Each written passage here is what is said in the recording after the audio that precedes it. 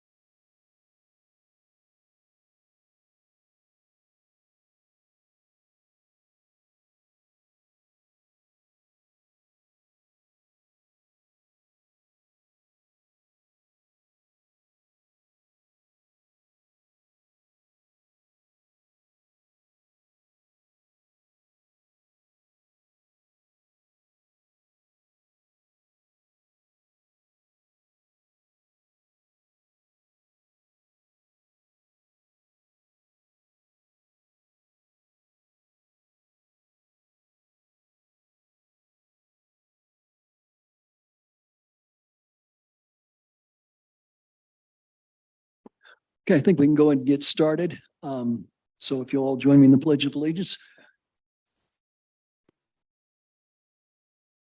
I pledge allegiance to the flag of the United States of America and to the republic for which it stands, one nation, under God, indivisible, with liberty and justice.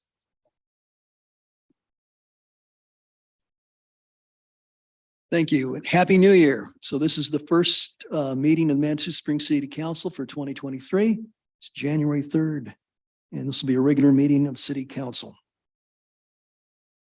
Would the city clerk please call the roll? Council members Judith Chandler, Present. John Shada, Julie Wolf, Here. Natalie Johnson, Here. Michelle Weatherholt, Present. Mayor Pro Tem Nancy Fortune, Present. and Mayor John Graham. Present. Thank you. Thank you. Okay, so council, you've had a chance to peruse the agenda. I call for a motion to approve the agenda. I move that we approve the agenda as presented. You have a second? Seconded by Mayor Pro Tem. Judy wants to vote electronically? Okay, let's vote electronically.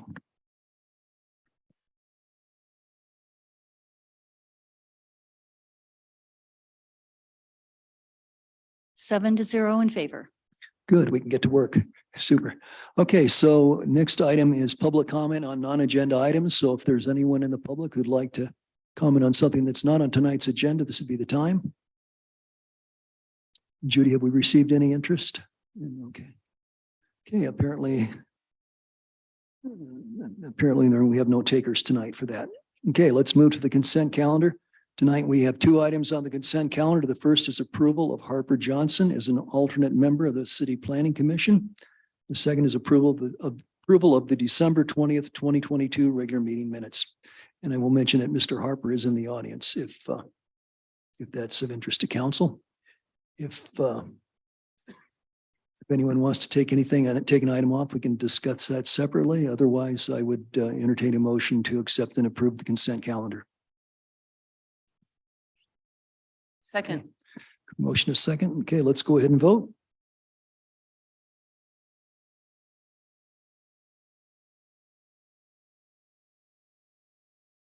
Seven to zero in favor. Great, thank you. Well, that was simple. Since we have Mr. Johnson here, I would like to express council's appreciation for your interest in stepping up to the Planning Commission. And if you'd like to make a comment, this would be a good time to do it. If you want to come forward to the microphone, please. And you'll see the button there in the center. You're an IT guy. You'll have it all figured out. So. Okay, and you need to be about 3 inches away from the microphone when you talk. That work?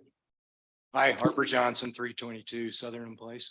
Glad to be here. Thank you for accepting my nomination for the alternate and looking forward to working and paying attention to what's going on in town and being part of the community. So thank you very much. Great, thank you. Council, any comments? Guess not. Thanks very Thank much. you. Okay. May I comment? Oh, I'm sorry. Yeah, go ahead, Judith. I just want to comment that just yet another really impressive resume. And I just am so amazed at all of the amazing people that do step up to volunteer in our town, and just really appreciate you doing so. And your skill set is definitely, going to be really well utilized on the Planning Commission. So thank you. Very good. Thank you. Next item, item G, hearings. It's the second reading of ordinance 2322, an ordinance repealing chapter 15.16, title 16 and title 18 of the Manitou Springs Municipal Code concerning signs, subdivision and zoning, and adopting the Land Use and Development Code, whereas we affectionately call it the Land Use and Development Code. And so we have our planning director and our representative from Logan Simpson. So Anna, you have the floor. Great. Thank you, Mayor Graham. For the record, Hannah Van Nimwegen McGuire, Planning Director for Manitou Springs. I just want to thank everybody for all the time you've sunk into reviewing the LUDC. It is no small task getting this far. There was a quote from I guess you could call him a famous city planner. Make no little plans, for they have no power to stir men's blood. And this is not a little plan. this is a step in the right direction. And it's hard to take small steps sometimes. So with that, I just wanted to open up the presentation by saying that we went through a lot last month, but tonight we'll just do a quick recap and touch on the two primary topics that we have to talk about still. So with that, I'll turn it over to Jen. Great, thanks, Hannah. Happy New Year, everybody. For the record, Jennifer Gardner, Logan Simpson, consultant on the project. Go ahead. So what we're going to do tonight, like Hannah said, it's going to be a very quick presentation just to go over the changes that we made since we met last in December. So chapter by chapter, chapter 1, you'll remember there were no proposed changes. It was good as is from our conversation. Chapter 2, we did accept the Planning Commission's proposed revision regarding more restrictive setbacks, where two different zone districts are adjacent to each other, that the more restrictive would prevail. And we, since Planning Commission and you all liked the new kind of building height measurement description, we updated that accordingly with new language and a new graphic. Also in chapter 2, this was probably the most changes we had in the whole document from our meeting last time. We reduced the maximum building height for HDR, which is high density residential, from 35 to 30 feet. We increased the max building height for MUC from 35 to 36 and removed the additional height allowance that allowed up to 39 feet. We reduced the maximum density in mixed use commercial to 20 DUs per acre. We removed the mixed use commercial allowance for the 90% lot coverage that was discussed. And we changed that far right column in the table from development standard incentive award to exceptions from standard requirements. So hopefully that was a little bit more clear. Also in chapter 2, we had some discussion last time about the density bonus.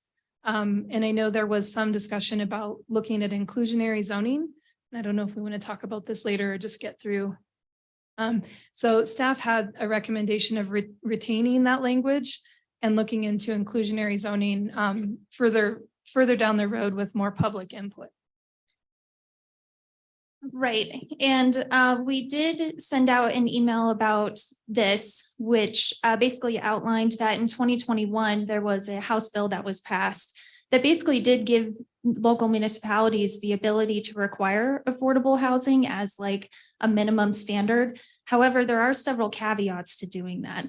And one of them is that you provide at least one acceptable alternative or an option other than providing the affordable units, and that you have shown good cause in increasing density and a few other things. And so before rushing into adding language for a requirement, I wanted to make sure that we were approaching the acceptable alternative with a good amount of forethought, and that we would be able to defend the other components that are requirements in the bill. So right now, what we're proposing is to keep the incentive-based program, so to speak, as a placeholder, and we'll start working on an inclusionary zoning ordinance. And this would include input from the public, but then also a review from our city attorney and a few other things, just to make sure that we're covering all of our bases. So I'm definitely in support of an inclusionary zoning ordinance. It just requires a little bit more work. So I just want to make sure that we are approaching it in a way that would, cover all our bases. Great. And there's a couple of communities in Colorado that have really pushed the envelope on this, Salida being one of them. So when it's time to get there, just keep that in mind. I have a question, Mayor. Do you want us to hold questions until the end of the presentation, or do you want us to raise the questions as we're going through the chapter? Okay, that's a good point. I think it's a brief question. Why don't we entertain it while they're presenting so we can make sure we, if we need to clarify things, with the understanding there will be a public hearing after this, and then they'll be coming back to address both our questions probably in a little more detail, because we'll have developed our thoughts a little more, and also in response to anything from the audience. So I think, the short answer should be, if you have a brief question, let's go ahead and ask now. Okay, thank you. Please go ahead. Okay. So I'm not sure what you just said, Hannah. Are you saying with this placeholder thing, in other words, the proposal that there'll be no comments in the new code at this time regarding low income, and we'll just discuss that later? Or are you saying something different? Thank you for that question, Counselor Wolf. So what I'm proposing is that we keep the existing language regarding affordable housing, which is that if you provide X, Y, help me remember, sorry. It's a 25% increase in density for 25% in affordable housing. Right, so that would remain in place until we're able to get an inclusionary zoning ordinance through, and then that would go away and be replaced by this new thing. Thank you. Back to you. All right. Chapter 3, there were 2 proposed changes from Planning Commission. One of them was to update the short-term rental parking requirement, which we updated accordingly. And then the multi-household and commercial structures, we had talked about adding originally this requirement of 28 feet within 20 feet of the property line only applied to side setbacks. And we've made that to apply to rear as well. And we've updated the graphic accordingly. So it's a little bit more clear on that.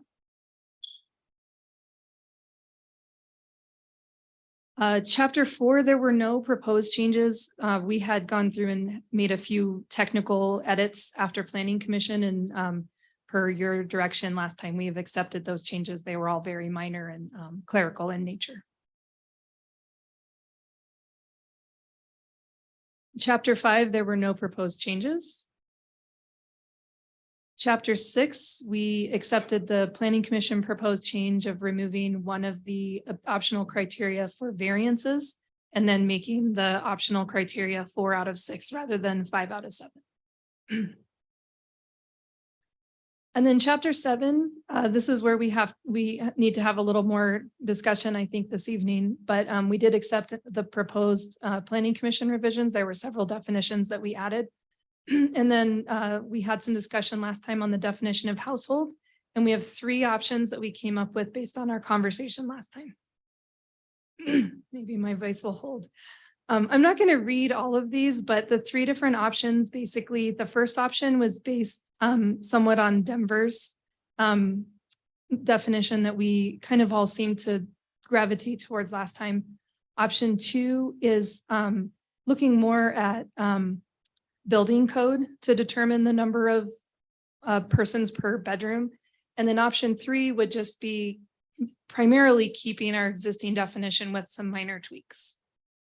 And you'll notice both options 1 and 2 remove that whole by blood marriage adoption, that language. And then option 3, keeping the current language, includes that language. So that is all we have for presentation this evening. Okay, thank you. Council, do you have any questions at this point? They'll be coming back here in a little bit. I guess not. Okay, thank you. So we'll go ahead and we'll move into the public comment phase.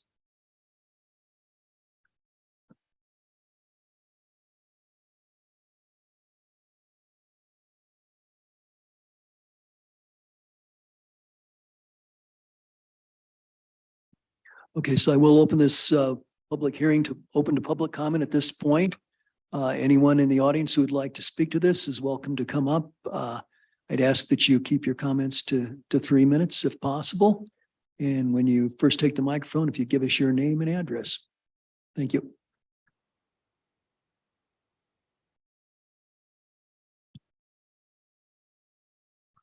Right now. Good evening, City Council. My name is Darlene Kennedy, and I live at 18 Villa Loma, of course, in Manitou Springs. First of all, I'd like to thank you all and the city administration for allowing us to be on this committee to do this. It was an amazing experience. I've grown to respect the citizens of Manitou Springs much, much more. And as you said, Commissioner Chandler, we had such an array of people with so much knowledge, and it was truly an amazing experience, and I thank you for letting us do that. My only comment tonight is the definition of household. We worked really hard on this. We discussed it probably entirely 2 meetings. We discussed this. And a couple thoughts I'd just like to share with you is we're very concerned about the parking for short-term rentals, as we should be, but we also have to be concerned about the parking for, as you're creating the definition of household. We had a situation in our neighborhood where we have a small cul-de-sac and we had a house that had 6 bedrooms. And at one point, the property owner was going to move 2 people into each bedroom. Now, of course, 2 people per bedroom is allowed in the housing code, but that would have been 12 cars on an access easement to a small cul-de-sac. Luckily, the person sold the property instead of going through with their idea, because we had voiced our concerns and that didn't happen. But I urge you to think about that when you make your decision about the definition of a household.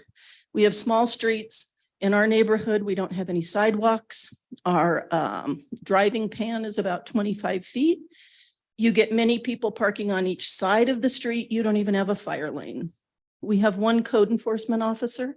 That person is not going to be able to handle issues and complaints. They're very busy.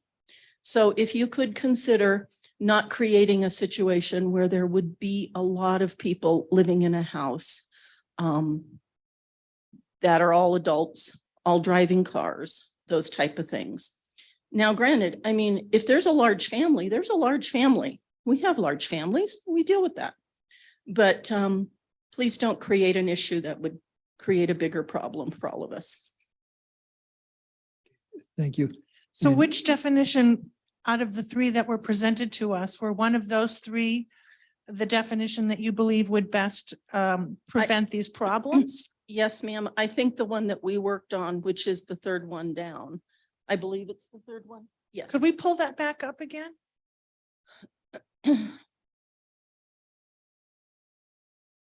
And we talked about all of the issues that we thought, and we did look at many, many definitions, many more than just the 3 up there. And your consensus was that number 3 was the best? Yes. And I Oh. trust you, we really, really discussed this. Is this in our packet? I can't read that far away. Oh, thank you. I think it's on page 32 of the attachment.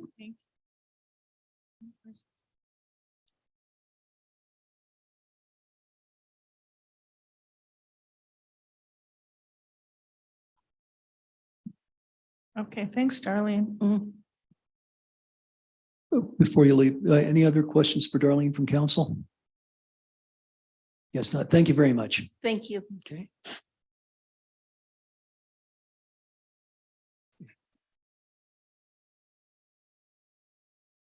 Do we have anyone else who would like to speak to this? Ellen, I see you out there. I didn't know if you had thoughts on this you'd like to share, but certainly this would be an opportunity if you'd like to.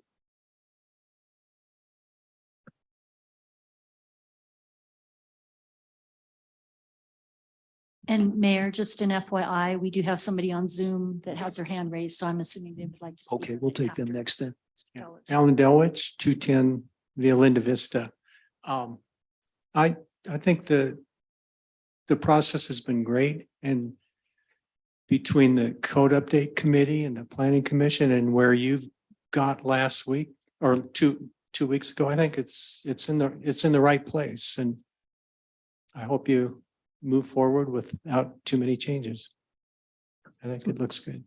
Okay, great. Any questions? I'd be happy to Yeah. answer. Any questions for Alan? Oh, Judith, please.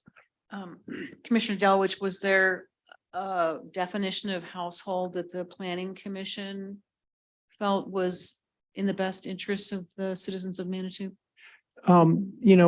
We sort of batted that one around. Probably it felt like 2 hours, maybe it was 20 minutes, but I think we arrived at something that was very close to what the code update committee and had suggested. Maybe there was some wiggle room where people would be willing to go, up to 6 or 7 or 8, but I think that, what Darlene pointed out, that third definition was probably close to what the consensus was. Okay, great. I think that was helpful, Alan. We appreciate it. Thank you. Great. Okay, Okay, Mayor, so we have Rachel Fuller, who's asked to speak, who's on Zoom right now. okay. And I will mention that Rachel was on the committee, I believe, to Okay. do this. Okay, Rachel, you have the floor. Thank you. Rachel Buller, 201 Spencer Avenue.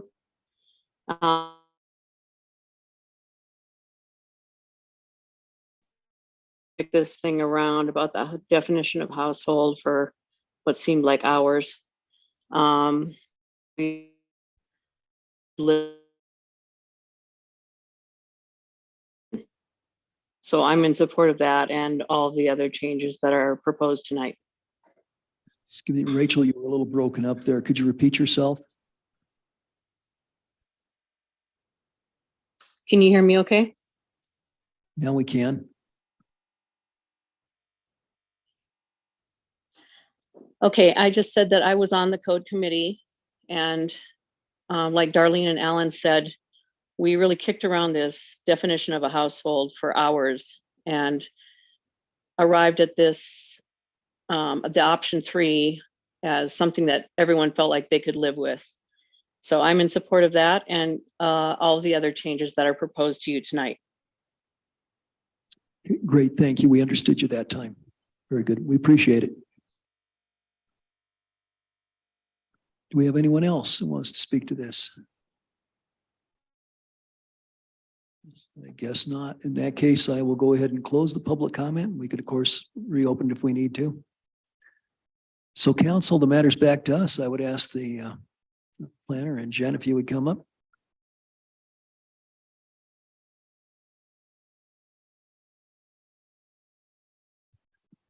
I suspect at this point, we don't have a whole lot of questions, but really you need some direction from us.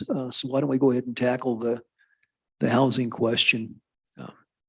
We discussed this a little bit 2 weeks ago. We've heard support from the audience for option 3. Council, I'd like to know what your druthers are. Mr. Shada. I just want some clarification. I see in the red line version that there are only 2 options, and I think we've been talking about the third one. Am I looking at the wrong document? Help me. I'm on page 218. Oh, okay. So it's in the slide presentation as opposed to. It's also in Hannah's I memo. understand that it is in Hannah's memo. So what I'm trying to say is it's not in the red line version, correct? Okay, so that's one point of clarification. And so the second thing I guess I'd like to clarify is in Hannah's memo, it says option 3, keep the proposed definition, okay, which is not in the red line version, correct? Okay. It's the definition that's struck out in the red line version. Okay, all right. So it's keep the one. So I'm just trying to help people follow along because we've got memos from staff. Okay. And there's all these presentations. So the other thing I wanted to ask about, so I think I've clarified we're keeping the proposed definition, but what I want to follow on with is what's after that comma, but adjust the number of unrelated individuals. Is that a question for us? Or what does that mean? Sure. Thank you, Counselor Shada. So the intent of that statement was if you liked the option 1, which has the cap of 5 adults, also includes minors. Option 2 is a very different format where we're looking at 2 people per bedroom up to a cap of 8. But option 3, even though it has that cap of 5, It does not include minors, and it does include the language in regards to blood, marriage, adoption, guardianship, so down the line. So the intent was, if you liked the definition of option, keeping the definition of option 3, where it does say does not include minors in how we measure it, or it doesn't change how we measure it. But you can choose a different cap. So that was just the intent, where you say, okay, we like the overall skeleton or scaffolding that you've built with option 3. However, we don't like the number 5. We would prefer 6. That was my intent. Okay, thank you. Julie? So with option 3, you have a choice. If I have, it says or, 2 choices. So if I have a household, meaning one or, and anyone who's family. So if I have, 6 people in my family, or if I have 4 people in my family, I cannot have a 5th who's unrelated. And I understand the exception about household help, and I'm not asking about that, but so if you have, it looks like it's impossible to have an arrangement where you have family members plus a non-family member, and so I don't understand. So if you've got 2 family members, can you also have a group of 5, or you can have 0 additional unrelated people with the family? I don't, that's confusing to me. Sure. Thank you, Counselor Wolf. So a definition of family is a complicated thing. And this has come up throughout, not just with Manitou Springs, it comes up pretty often. The intent of how it would be measured is that you do not have a group of unrelated folks exceeding whatever cap we establish. And how we would measure that is if you have, we'll say, 4 related adults, and they're all living in a home, they could rent out a bedroom to one more person to get to that cap of 5. We wouldn't include or count a family as one unit in this definition. So if you have a group of 4, we wouldn't say, oh, you could rent out to 4 more unrelated folks for your total of 5. It would be if you have one person that's unrelated in that household, then you couldn't exceed a family of 4. Or if you were a couple and you wanted to rent out to 3 other individuals, and whatever number of combinations to get to that total of 5. That's how we would measure it, or that's the intent of how it would be measured. Oh, I see. In that case, I'd suggest that that's not what you wrote. So it has to be rewritten. Or if maybe I'm wrong, but I don't, you're defining household here in option 3, and then there's a semicolon or. So it's A or B, but you're telling me, in fact, no, it can be a combination as long as we don't exceed 5 people. That's correct. That's our intent. Jeff, can you weigh in on this? Am I having a problem? Is this my problem, or is this legitimate? I think we need to problem? look at the way the definition is actually used in the code. Like, so we have the definition, but then like the actual term itself, where it appears in the code to see if it actually makes sense. And I guess I'm not sure where exactly it shows up in the code. Because you're looking at a definition right now, and then depending upon how that's actually used, it might add some clarity, or we might want to say, the lesser of or something like that in the definition. So I think that's what's missing. or no greater than this or that, right? So I'm not sure, Hannah, or if you have an idea where it actually shows up in the code. I don't have that at the tip of my fingers here. There's no reference. Yeah, it mostly shows up in the code in our terminology of types of dwelling units. So your single household dwelling unit, multi-household dwelling unit. It might show up in 1 or 2 other places in the uses, but that's the primary location. And I do agree with you, Counselor Wolf, when you read it that way, that maybe it's something to the effect of, rather than or a group not to exceed, just take that or a group not to and out of the sentence and just say the first part, and then after the semicolon, not in excess of 5 persons or something, which would be that accumulation. I think that the problem with that is that right now the intent is that we have, it's a family with 5 kids and two parents, for example, your typical old school American family, you'd end up with 7 people. And that is supposed to be permitted, I believe. Right. And so we want to clarify that if it doesn't meet that definition, then the maximum has to, so I do think we need to maybe do a little tweaking on this. Hate doing it like on the fly. Well, we have to be clear too on this, Jeff, if you're going to talk about maximum of 5 people, is that supposed to?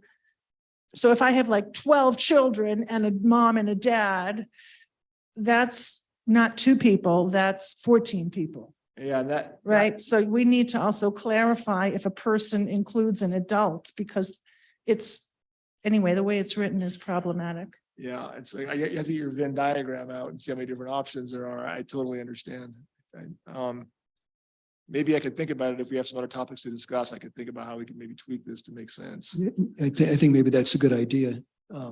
Yeah, when I look at it, I really see it. Yeah, when I look at it, when I read this, I see 2 sets of criteria. The first being one that would accommodate certainly the old school households, as Mr. Parker referred to, they would fall into it. It would probably include neighbors I used to have. It would 2 adults and 8 kids. So there's not a number limit there. Then the second option is or a group not in excess of 5 persons living together, which is sort of broadly defined. They don't have to, as I understand it, they wouldn't need to show documentation of some sort of blood or marriage relationship there. If that's agreeable to council, should we let Mr. Parker think about this for a little bit? Okay, so that would be. I need about 3 hours. I'll have an answer for you. No, sorry to put you on the spot there, but if we bring in the parking side of this that Darlene referred to, that could take us 3 hours also. So I guess if there's no objection, Hannah, I'd be interested, relative to what Mrs. Kennedy had referenced, the idea of there being multiple cars there. If you had an opportunity to give any thought to how we might address that. Thank you, Mayor Graham. So it could get a little, this is just my opinion right now. It could get a little tricky in that, if parking ever becomes a nuisance, we absolutely can send code enforcement out there and enforce a nuisance issue or to clean up a nuisance. Measuring a household based on number of cars or available parking spaces is where I get a little concerned, because one person can have multiple vehicles. Folks may choose to not have vehicles. There may be an excess of parking on one street, but really not that much on another, and it's geographically dependent. So I almost I do prefer to measure it based on number of folks living there versus how many vehicles a household has. But again, if there ever is an issue where there's so many vehicles, because a family of 4 can have 12 vehicles, then we can absolutely go out there and enforce that as a nuisance. Julie?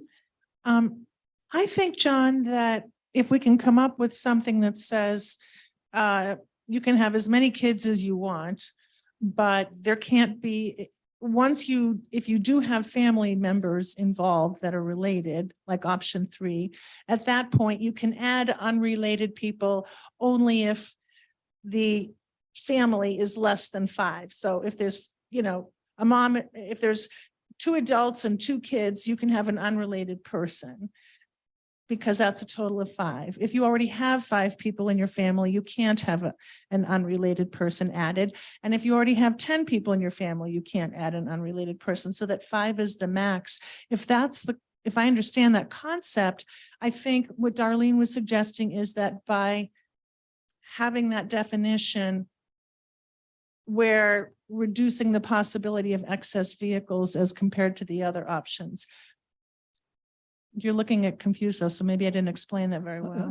I'm sorry. No, I think, maybe I'm just being a little dense. It's the first of the year. Sorry, Julie. I was just saying, we're not going to legislate how many cars, but if we're limiting the number of people, the way option 3, well, not the way option 3 reads, but the way option 3 is supposed to read, then I think the idea is that we're okay. However, I don't understand how you could call something a nuisance. I don't, if I have 10 cars on my street, you're going to sue me for a nuisance? I don't see how that can happen. Is that, how could you do that? Is that a nuisance? I mean, I'm not aware of any nuisance code that we have that says having more cars than the street can accommodate, then you're committing a nuisance? Yeah, no, that wouldn't be a nuisance. I think that there may be ways to regulate the number of cars each household can park on the street. There's some parking restrictions perhaps you could put in place. You can only give so many permits per household for cars, but that probably takes a little more creativity than I have. But I don't think just having a car is a nuisance. If you're blocking lanes, you're parking illegally, that kind of, or you're not parking them on your property appropriately, could be a nuisance or a violation. But I think ultimately, if you're trying to regulate the number of cars, regulating the household can do that to some extent. And it probably needs to be combined with some creative parking solutions that might also be able to limit how many cars can show up on your street or. Would we Nancy? have to modify the RPP? Does that have a limit on how many cars are If you- eligible? Hang on, I think Nancy has a comment, so let's, Nancy. I just wanted to, again, advocate for option 2 as the definition. I think it's much cleaner. I think it's in line with another value, which is in all likelihood, it will increase that younger population that we're losing within Manitou. And from a affordable housing, I think it will help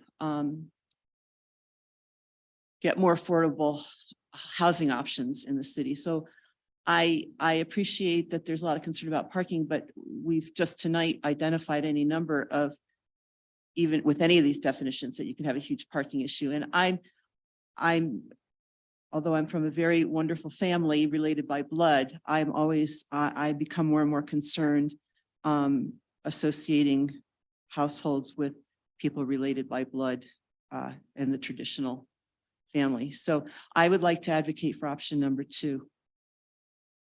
Okay, Mr. Shader. Yeah, so Nancy, just because I'm trying to follow along in terms of with option 2, that's option 2 that is up, that's in the slides.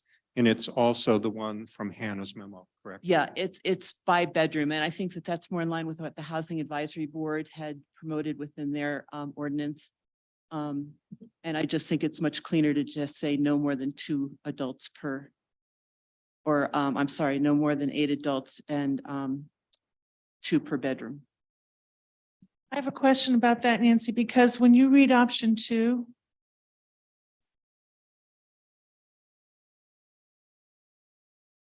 you can't have 3 kids in a bedroom, right? So I mean, a maximum of 8 adults. So I can have No, 2 persons per bedroom. 2 adults. Oh, 2 persons per bedroom. So that could be children. A child is Oh, a I'm sorry, person, you're right? right. Yes, yeah. I'm just trying to think this through. So if you have no more than 2 persons per bedroom, but then you have a maximum of 8 adults. I guess that's doable, although the number 8 kind of bothers me, but I get it. And I agree, it's somewhat arbitrary. No matter what we choose, it's going to be somewhat arbitrary. It's, everyone struggles with this definition. I just saw option number 2 as a cleaner definition, that's all.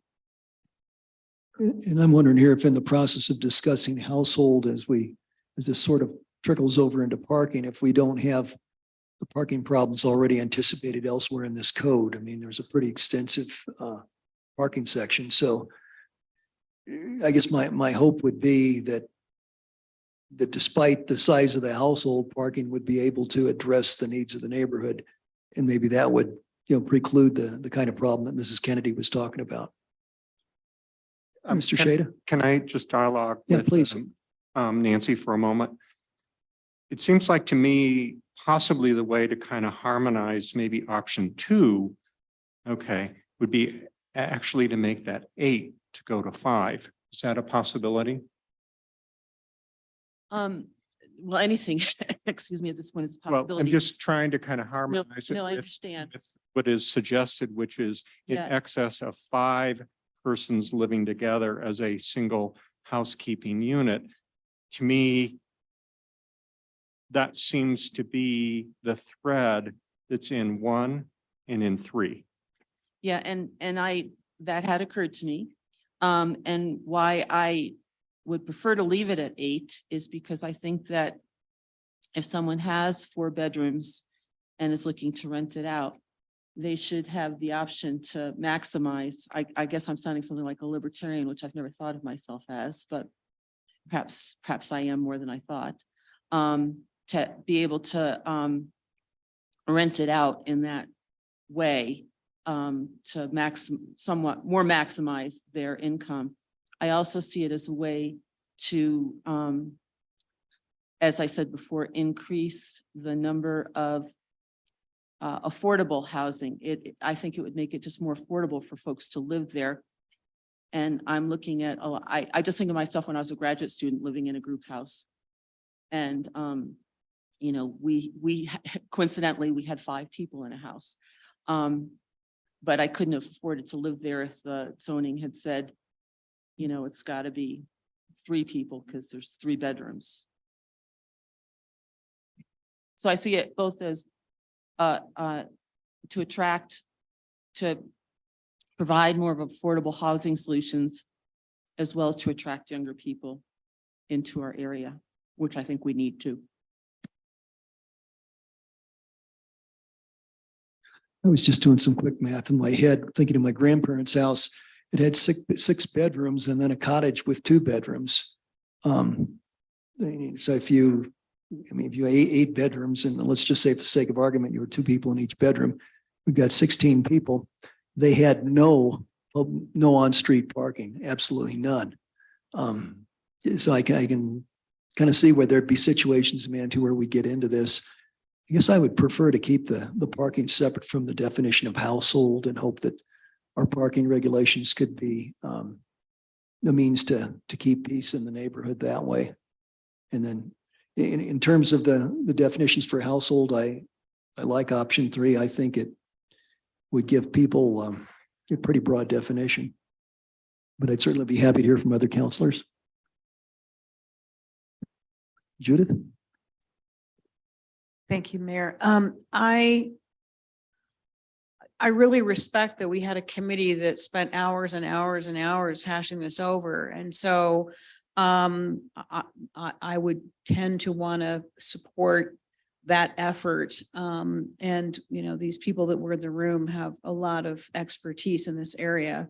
I do agree that I'm leaning toward option 3. With some changes in the language per the city attorney to clean that up. So that's where I'm sitting right now. I can't tell you why, but I just have an issue with 8 adults in a house. I mean, I think Counselor Fortune has some really important things to say, but with regards to what we need to accomplish tonight, I think perhaps the housing issue can be kind of like the affordable housing issue that we have to deal with, that we need to just kind of tackle that later. We just can't, this LUDC thing, I love for it to be everything to everyone, but that's where I sit with them. I support option 3 with some changes in the language to make it a little easier to understand. Okay. Anyone else? Okay. Jeff, have you had an opportunity to think this over? A little? I actually think it's actually not that complicated. So I think what I would do, just to clarify, I would say, if you're going to do option 3, household means, and then it would be no greater than, and I might even just enumerate it, no greater than 1, which would be 1 person or 2 or more persons who are related by blood, marriage, adoption, guardianship, domestic partnership, or other duly authorized custodial relationship as verified by official public records, such as driver's licenses, birth or marriage certificates. Then I would say, or 2, a group not in excess of 5 persons living together. And I think what that would do then, you could have a household with as many related people, many kids as you want, under that first category. Or you could have 5 or more persons that aren't related. And so it would be no greater than, so if your first group is 4 people, you could have 1 unrelated person joining that group. If it was 3, you could have 2. If you had 20, you can't have anybody extra. So I think that's how it would work. And that was the sense I got from reading option 3 also. Julie, your thoughts? I don't think so. Or works. Should be an and. Go ahead, sorry. Yeah, something is wrong. Yeah, when you. Because your explanation about not to exceed 5 is different from if you put an or in there. Right? Because what you really want to say, I think, is that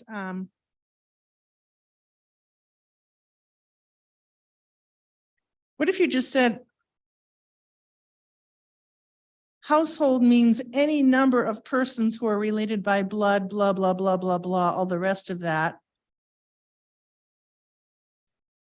And there shall never be more than 5 unrelated persons living together.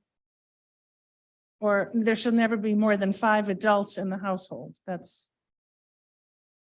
And you can have unrelated people not to exceed 5 adults in the property. I think that went through. Okay. I guess I'm not sure that my definition was problematic, because you're gonna have like number 1 is gonna say you can have this. Or number 2, you can have this. Oh, maybe you just need and or, Yeah, I mean. right? and Because if you just have or, then I have to have either first clause or second clause. I can't combine them. But if Yeah, you say and or, then you're putting your 5 adults limit on the capping the household. I'm not sure and or that makes any difference, does it? I guess Well, if it's A or B, you can't combine A and B. no greater than what you could, because you could just go with B. Right? If you've got like, right, I mean, like you basically. Oh, you're right. You're right. You're right. I'm sorry. Yeah, You're it's- totally right. I agree with you. Okay, no, it's tricky. Sorry. Yeah, this is a hard one. Okay, so Julie, does that seem to make sense? I mean, really, I think Jeff was kind of hinting at if this was displayed as we had the first criteria, like household means : 1, and we give it that first definition. And then we have or, and then definition 2, which is a group not in excess of 5 persons. It'd be either or. So it would seem that would give people a lot of options for their household situations.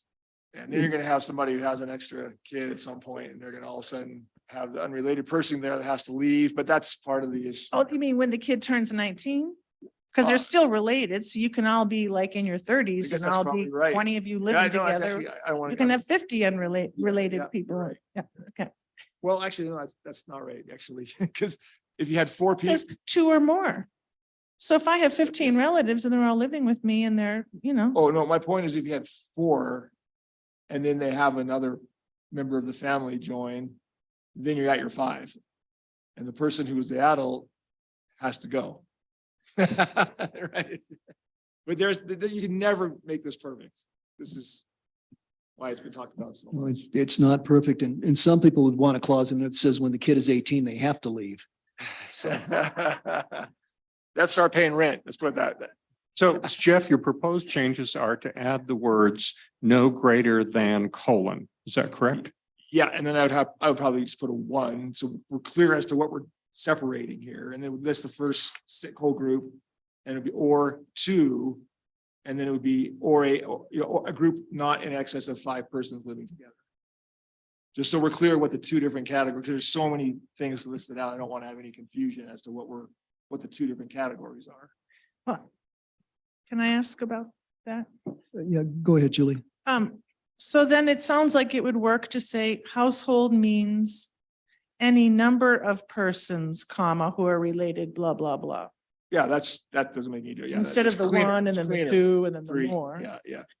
It's Any number of persons who are related, semicolon, or a group of not more than 5. Yep. With that, Yeah, I think it's actually better. I think it's just no need to go through the numbers like that. Other counselors, do you have thoughts here that you want to? contribute? It would seem to me that we're sort of coalescing around option 3. I know, Nancy, that's not quite what you're advocating, but do we want to, do we feel good kind of about option 3 and what Mr. Park was just talking about, or do we want to continue the discussion elsewhere? Judith? Yeah, I will continue to support option 3, but I would love to have it read as a clean option with the changes that both of you proposed. So everyone knows exactly what it is that we're supporting. So option 3, number 1, a household is any number of persons. And so if we could just like read that out so that we are Sure. all on the same sheet of music on what All right, we are I'll- supporting, if we're supporting option 3. Okay, I'll give it my best shot. So household means no greater than, (1), any number of persons who are related by blood, marriage, adoption, guardianship, domestic partnership, or other duly authorized custodial relationship as verified by official public records, such as driver's licenses, birth, or marriage certificates. Semicolon, or 2, a group not in excess of 5 persons living together as a single housekeeping unit. And then everything else is already there. That hasn't been changed. Thank you. You're welcome. Does that seem clear to council? Judith? I have a Julie? process question. It seems to me that perhaps we should vote on these issues separately or individually as opposed to an all or nothing. Would that, That might be the clearest. Yeah, I was just would thinking that about make them things myself. easier perhaps so that, Nancy might want to vote no on this, but she might want to vote yes on something else. And that way we can kind of fine tune it. I'm sorry. Go ahead, Nancy, please. I would hope that this is the last decision point that we've got. And it seems like the rest of council the majority of council wants what Jeff just read. I'm not going to vote against the rest of the ordinance because of this. Because there's a bunch of things in the ordinance I don't agree with, but I'm not going to vote against the ordinance because I think a 90% solution is better than not having the ordinance in place. Okay, thank you. I do think it would be cleaner to come to a decision, basically vote on each issue separately. And then when we go back, we can, adopt the whole thing maybe as an umbrella, but this is a little problematic. And my sense is that we probably don't have that much more business to cover. I could be wrong on that. If, Well, in that case, I'd like to move to adopt option 3 as read into the record by Jeff Parker just now. Second, motion, I'll second. seconded by Counselor Chandler. Any further discussion, council? Okay, so this addresses just the definition of household. Okay, let's go ahead and vote.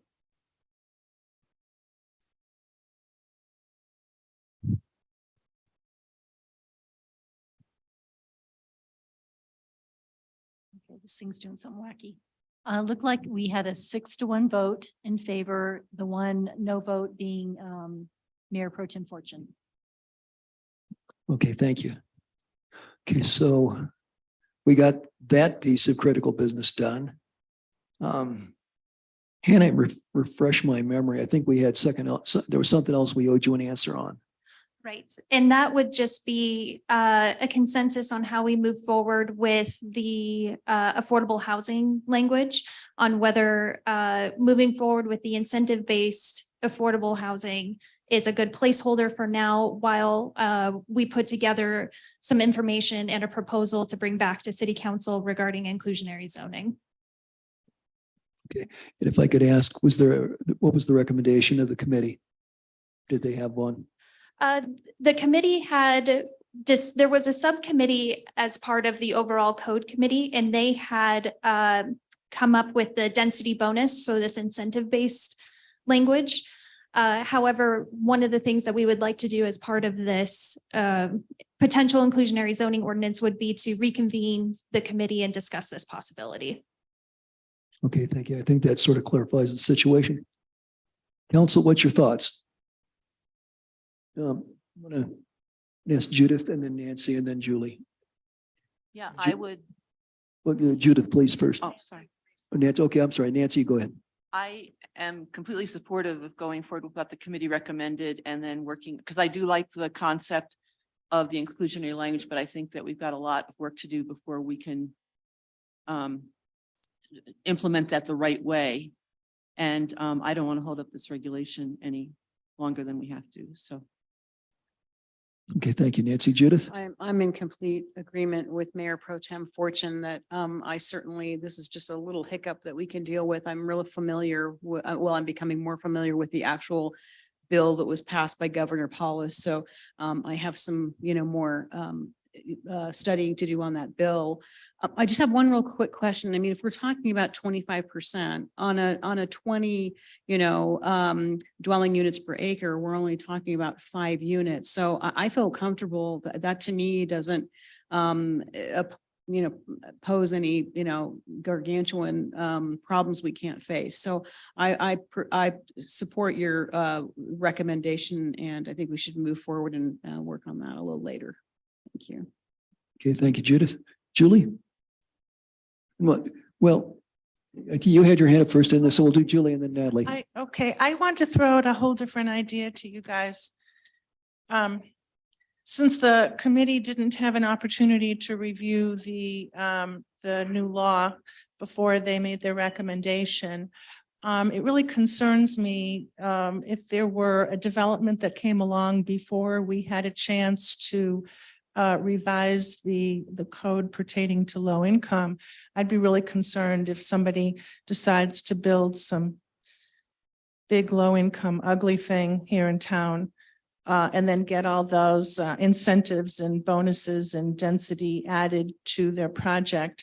I'd be a lot more comfortable, frankly, just removing all language regarding low income housing at this time and then coming back quickly to put some inclusionary zoning language in there.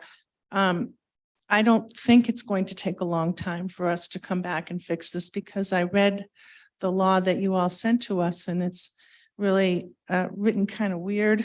But the sense I had from it was that as long as we demonstrate that we are increasing the density of low-income housing, then we're golden. So I would prefer that we look at some different model in the near future, which says that any new development, residential development that's multi-family like that, that's, high density, has to have a certain percentage of their units set aside for low income. So we have a very nice building that, people are paying top dollar for, and then they have to have whatever we decide, 10, 15, whatever percent of those units set aside as low income properties.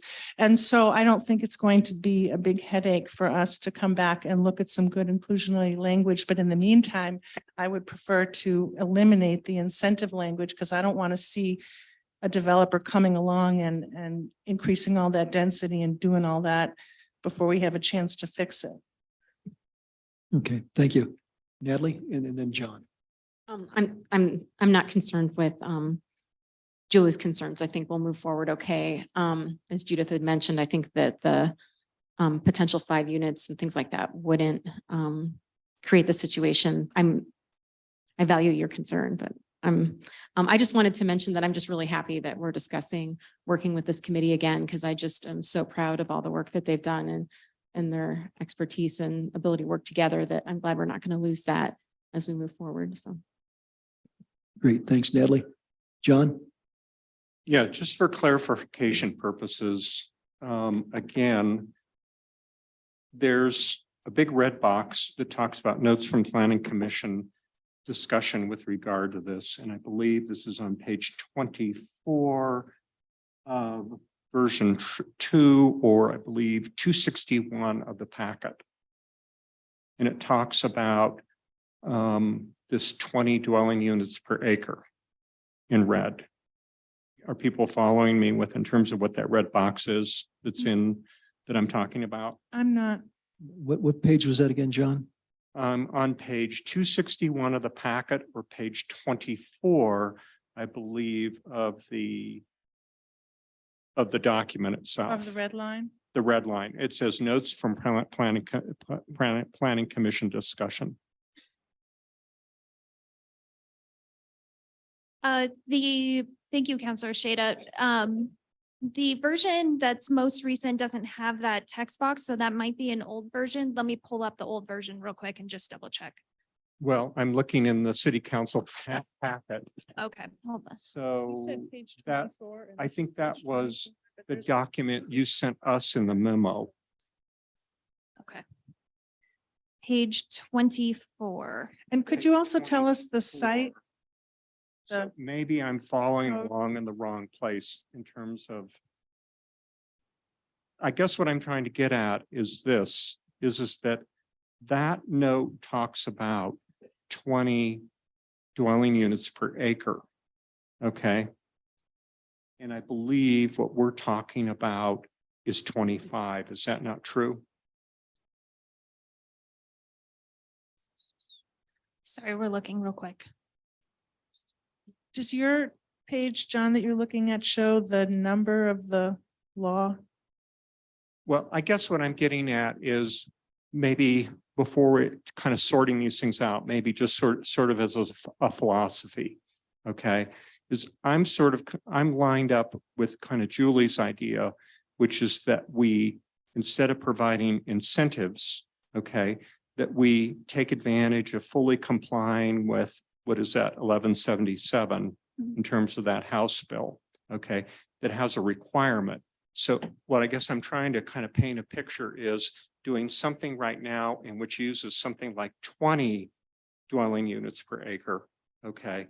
And then when we work on this thing, because that bill's pretty clear that it says that if you are going to require affordable housing, that you have to show an increase, that we have that dimension that doesn't get us to a size larger than we really want to be, is what my point is. Okay. So I guess it's my proposal that we talk about currently right now, a density of 20 dwelling units per acre. Okay, then move into the study of how we might comply with 1177 and essentially how that's then engrossed in the code. Okay, so that we maybe get to the point of not having incentives per se, but we actually have some requirements for affordable housing. Julie, is that something?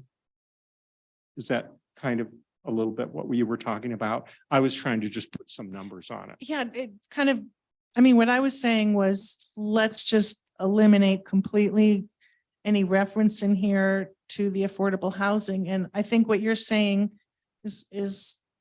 would be interesting. I think it would be acceptable to me, but I think what you're saying is, let's just reduce the minimum density, the maximum density now, so that later when we get back to looking at affordable housing, we can increase the density up to 25. If we start with 25, it's going to go up to 30 or something. So let's just start with something a little more modest. And that way, when people come along and want to do the affordable housing, they're pushing the density up from 20 to 25 as opposed to from 25 to 30 or so forth. Is that, I think, what you're saying? And I guess I'm saying that because when I read that law and then I saw how it was engrossed in the code, they're saying, if you're going to comply with this and use these options, okay, you have to show that you actually are increasing density in order to accommodate this requirement. So I guess what I'm trying to say is, let's set the density at a reasonable floor, okay, so that we don't end up with something really gargantuan if we want to move in the direction of having a requirement as opposed to an incentive. That's just my thoughts. Right. I would want to ask a question to you, Jeff. So a lot of the maximum densities that are in the code now, other than the mixed use commercial and the high density, which we've already lowered from first reading, exists in the code now. So if we were to decrease it from the existing code, would that actually show that we're making an effort to increase density that the law requires? Yeah, I mean, ultimately what the base density is a matter of legislative discretion on the city council's behalf. And so if you're providing a higher density for affordable housing than your base density, the fact that it used to be something else, I don't think matters. I mean, you're still providing the incentives. I think you're okay. Okay, thank you. Anything else, John? So maybe we ought to find, maybe to help me in the current packet, where are we talking about? What page are we on? And what is that number? Because it looks like to me, I really confused the issue by using your memo. Sorry, Okay. yeah, sorry And I'm about that. following along, maybe in the wrong place that the public probably does not have access to. So on the council packet, in the council packet, where are we talking about? What's the maximum residential density that's in the council packet? Is that 25 still? We are looking at, do you have it pulled up? It's It's zone dependent is what I'm reading in the Right, packet, right? So it depends on the zone, like the downtown zone is the highest and then it, so it I would, see. yeah, so it would depend on which zone we're talking about. Yeah, and let's also keep in mind that if we're lowering densities lower than what's allowed currently, we may be creating some nonconformities. So the, Existing non-conforming use is never a problem. Why would we care about that? it's just good practice to not develop a code that creates a bunch of nonconformities. But if that's the direction of council, we can definitely work with it. It just requires more documentation that this is a legal nonconforming land use. So doesn't sound too complicated, is it? I mean, why is that a problem? It may become a problem when a property goes for, or is up for sale and a potential buyer is like, well, this it exists at this density, but the code only allows for this density. Does that mean that this is not conforming or was done illegally? We would then write a letter that says it was legal non-conforming, this, that, and the other. So it is definitely workable. It's just one of those things that we try not to do as good practice. Okay, well, that may be a little bit of work, but I think it's worth it because otherwise we're always required to maintain or increase density. We should have the flexibility to do what we think is the city's best interest. If we're going to be bumping up density soon when we, through the incentives for low income, then I don't want to start with such a high number personally. Mayor, may I make- Thank you. John, I think you're still thinking, is that the case or? Well, just help me here for a moment in terms Okay. of what page do we have the density for mixed use in the packet? Page 30?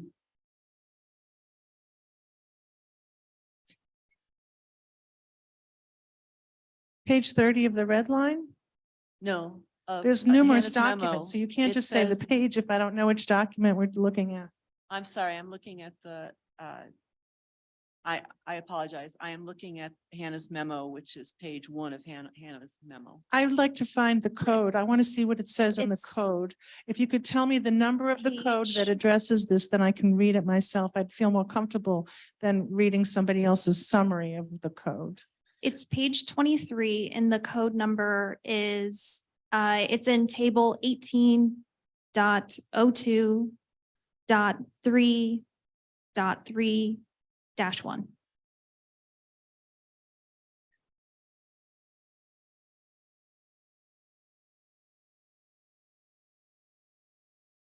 Three dot three dash one? Okay.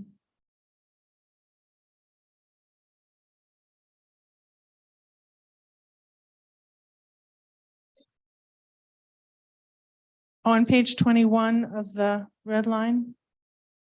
Right? Am I in the right place? That's is where the table starts, but the maximum residential density row is on page 23. Thank you. Judith, did you have a comment? Yeah, I'm confused a little bit about what's on the table here. For example, are we talking about 20 dwelling units per acre for all of the zones? Because that wouldn't make sense. For example, the high density residential is 15 currently. So are we just talking about the mixed use commercial zone district as making that 20? Is that, because it looks like it's 20, that's the direction we're going in anyway. So I'm just a little confused that Counselor Shade is. Anyway. I have some confusion about Just making sure. what we're trying to accomplish with keeping an incentive, keeping making a decision about how we are going to go about affordable housing tonight. To me personally, where I support that we need to do something, and I would like to have that done sooner than later. I think that needs to be done. But I think that the density per dwelling units per acre for each of the zone districts, I think that they're very reasonable as written. And I kind of think that affordable housing issue is kind of a separate issue. So I'd hate to tinker with them now and start a whole new discussion when I think that we can, per the mayor's, decision on when we could address this, early this year. So that's just Right. where I'm at. And just as a point of clarification, if the consensus by the city council is generally uncomfortable with an incentive at this point in time as a whole, as a concept, that can easily be struck. So then we don't have an incentive-based program at all and the only thing that would be in the code would be this future inclusionary zoning ordinance that we would work together on. And I do, That was helpful. Thank you, Hannah. Denise? Mayor, I do want to set realistic expectations. This is not something that we can tackle in the next month or two. We have 3 months that we have to get a lot of things completed to make this code go live by March. So it would be probably, we're looking at September, October timeframe before we can bring this back. And that's realistically so we can get everything accomplished. Okay, thank you. That's helpful. And Mr. Shada, if you want to share with the rest of council, that I believe you're happy now. You found what you were looking for. I think between all these documents, what I'm understanding is the maximum residential density for mixed use is 20. I just wanted to confirm. Okay, between all these red line versions, what's in the packet, and between all these memos, I just wanted to confirm we're sitting at 20, correct? That's correct. All right, thank you. Okay, thank you. Michelle, you haven't had a chance to weigh in yet. What are your thoughts?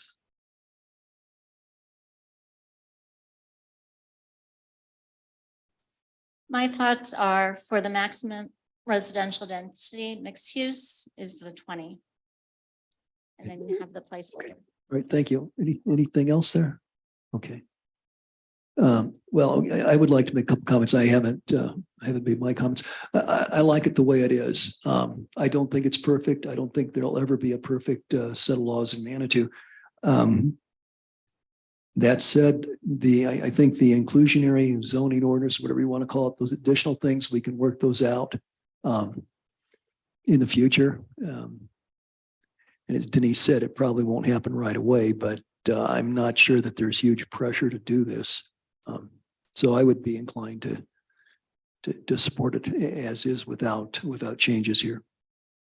And that said, I would support them or would entertain a motion. So can I just make a clarification? As I understand it, we're sitting at 20 and the current code specifies 15. Is that not true? Let me just double check real quick. For mixed use commercial or for the URA area essentially, right? Well, I believe for mixed use commercial, it's 15. And for regular commercial, it's 15 as well. So I just want to specify where our baseline is. Okay. So where we are with this code update, we're already adding 5, okay, to it. So I just want to clarify that that's where we've been and where we're going with what's currently on the table. Is that true? That's correct. So in the existing, so what's applicable today the commercial zone district, as well as the redevelopment overlay, the existing maximum density is 15. What is proposed is 20 for both of those zone districts, which is a step back from first reading where we proposed 25 in mixed use commercial. Right. And that would bump up to from 20 to 25 if there's someone who comes along and wants to do a low income, correct? Under the existing code that most of council thinks they want to vote for. I just want to make sure we know what we're voting on. Is that right? It goes from 20 to 25? That's correct. So if you had a 20-unit structure with a 25% bonus, that would be an additional 5 dwelling units that could be rented at that affordable rate. Thank you. So I guess what I would propose we do is that we crank this back to 15 and 15. Okay. With an incentive to go to 20. Okay. All right. And then as the city administrator said, it may take us some time if we went in the direction of complying with 1177. Okay.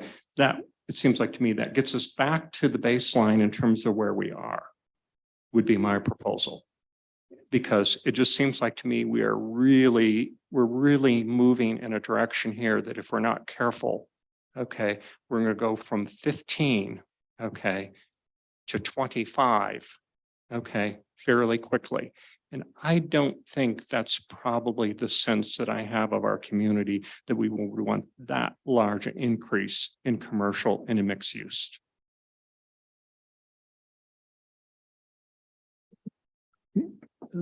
Judith had her hand up first and then Thank you for clarifying. I was just really confused about what you were trying to say. I would support that. I think that that's a reasonable approach to go back to what the code currently states, have the 25% incentive or whatever we're talking about. And it certainly might incentivize us to bring this back to the table as soon as is, possible. So I could get behind that. I support that. I'm just feeling that some of the opportunities, especially in the mixed use zone, for a really, really large building with incentives, okay, is probably, this was something that I think we were trying to avoid with some of the pains that we had with essentially the Holiday Inn encroaching on the avenue in terms of its large mass and things like that. It just seems like to me that we could be a little more conservative with this, go back to our baseline of 15, okay? If people want to stick to leaving some incentives in there of adding 5 more, okay, for affordable housing thing. And then if we want to ever go in the direction of complying, of essentially adopting 1177, okay, that bill, then it seems like to me we've got enough headroom that we don't end up with a really gargantuan structure in which then has the requirement that maybe we want, okay? We don't know that yet, okay? And as the administrator said, that might take us some months to study that. So that would be my modest proposal, that we ratchet these two numbers back from 20 to 15, okay? So that we sit at a reasonable baseline in our community, all right? Instead of bumping it up to something that then gets bumped up again, is my point. Thank you. thank you. Nancy? There are ways to increase density without making a gargantuan building, and I think it's more likely that that will be the case. And we still have the setbacks and height requirements that we put in place to preclude a Holiday Inn. So I would like to move that we go with the proposal that Hannah has outlined in her memo, whereby we retain the language that is currently in the code. And I'm sorry, that is in the revised code. So 20 units. And then continue to, and leave the incentives in place. And then work in the future on the inclusionary language. That's a motion? Or is that? That was motion. Second. And thank you for explaining that because I wanted to say that we've worked hard to make sure the code does not create another Holiday Inn Express. So thank you. Okay, so we have a motion and a second. Any further discussion? Okay, so we could just restate it. As I understand it, Nancy, you were saying, this. Okay. Is that clear to council? Okay, let's go ahead and vote.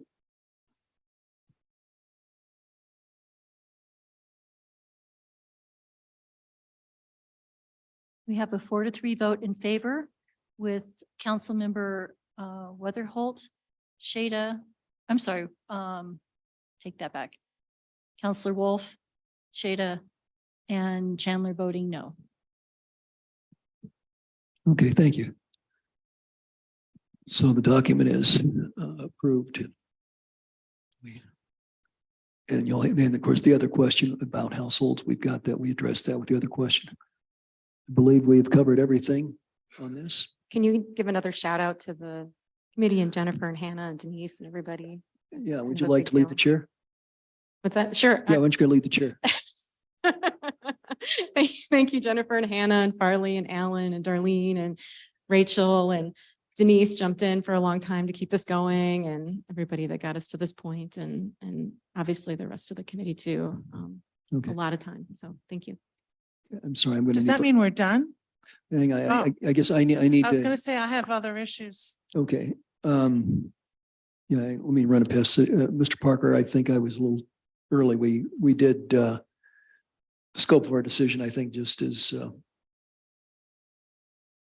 It was just with respect to the inclusionary zoning. The exclusionary zone. Yeah, I was hoping that was the end of it all. So I don't want to say anything, but my understanding is you just approved that one provision. You okay, got more to talk about. good. Okay. Well, Very good. Thank- appreciate you all. Well, thank you for the clarification. I guess many of us were anticipating an early evening. Okay. Julie, you said you had some other things? Thank you. One of the other things, I just wanted to have some discussion with Hannah and staff about is the sentence in Hannah's memo that says it would be too quick of a major transition for the city to handle dark sky compliance. So let's not do it. Let's just ease into it. I'm interested in being dark sky compliant now rather than easing into it, but I just don't know why staff thinks it's too quick. So maybe I can be convinced. So I wanted to get some help with that. Great, thank you for the opportunity to clarify. Currently, city streets are not, city street lights are not dark sky compliant.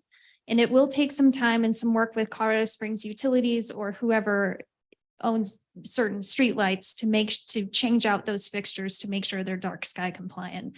So what I was hoping to avoid is by passing an ordinance that the city couldn't automatically make those changes and then become non-compliant, that we have an opportunity to change out those fixtures before updating the code language. So, but as I understand it, for private properties, the code is pretty much there. So it would just be city-owned property that we would need time to become dark sky compliant. But the code as it's written for private property, it's there. So New pretty requirements. much there, like 100% there is pretty much there. I mean, are we pretty much there or are we there? Please. I would say you have all of the components of dark sky lighting that we've written into the code currently. So. You can expand upon it and go further, but you have all the basic components of dark sky lighting.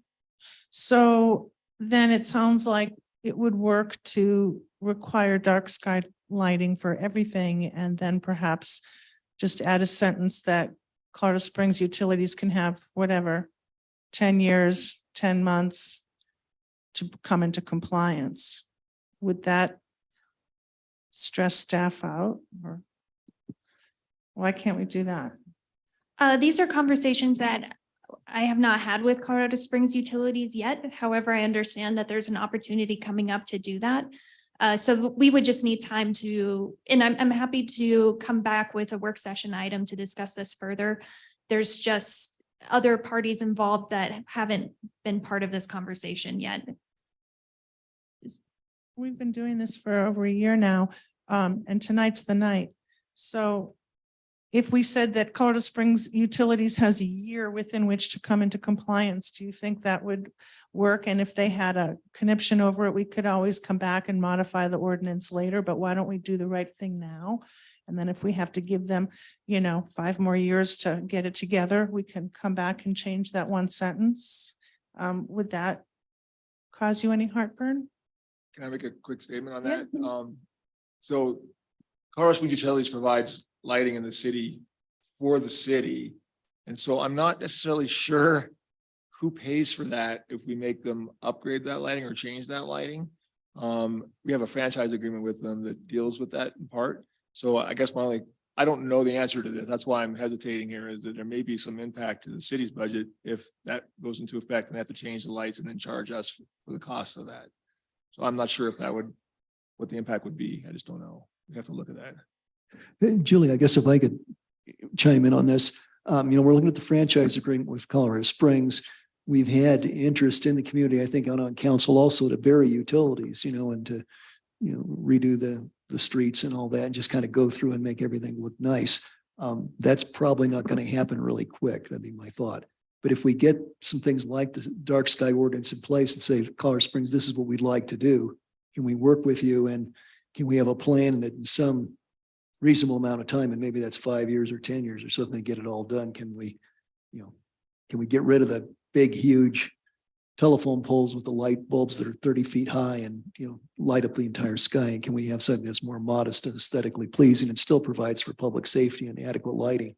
I guess that'd be my thought. So I'm seeing it as a somewhat more drawn out process, but I think the sequence here by saying, and this is what we want to look like in the future, we want to have dark skies. Let's, as we go in to replace lampposts and so forth in the future, let's keep that in mind. So that'd be my thought. Do you know then, in the meantime, as a potential compromise, could we simply put different bulbs in those streetlights so they're not so bright? And direct it down.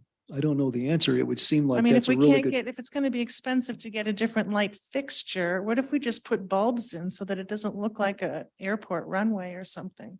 It's so bright. I It's, think to that me, idea it's is too worth much. checking out. How does that work? Can we just change the light bulbs then instead of messing with the dark sky tonight? I can't address that tonight without talking to CSU and I need to look at the franchise agreement, who pays for it, how we do it, what it does. So I can bring that back to you with information, but I just can't provide that tonight. Okay. Judith, comment? Were you done? Was that?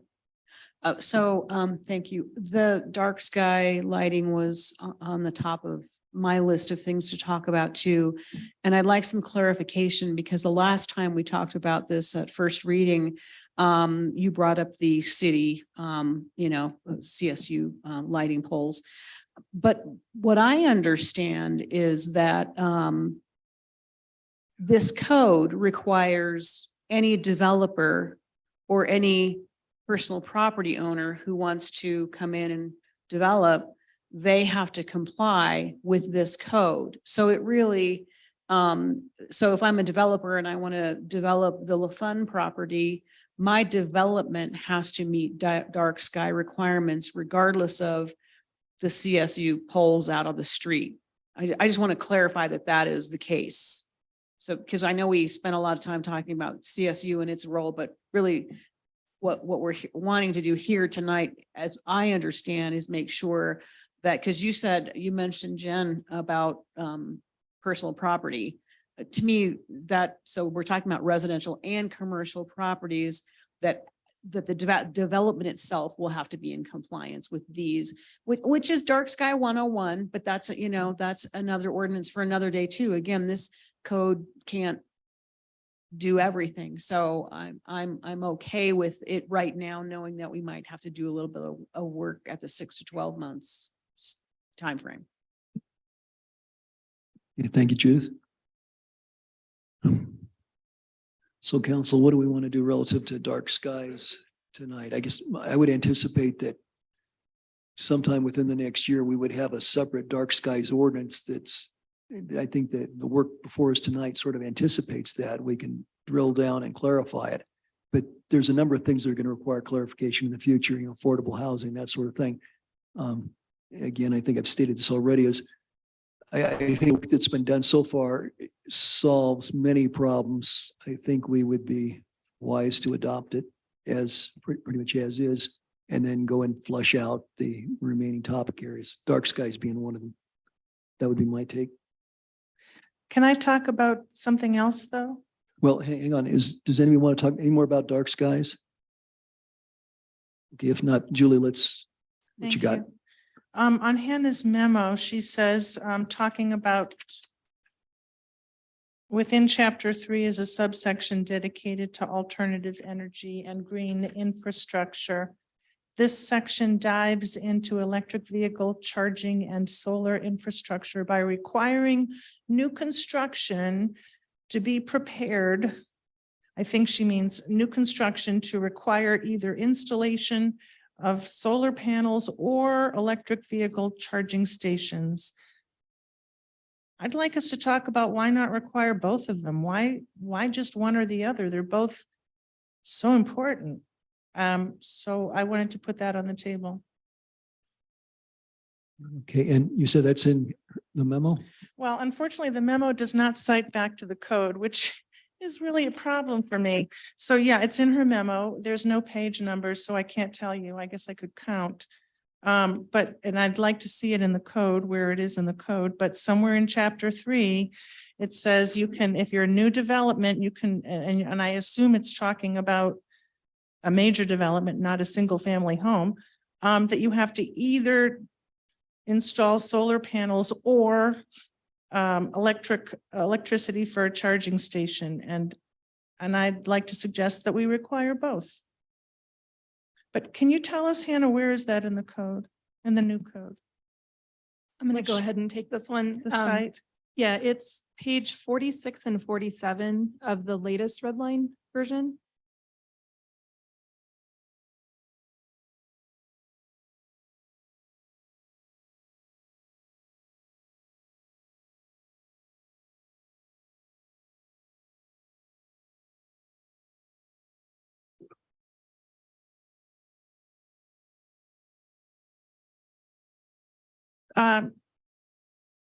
So it's either or. Where does it say either or?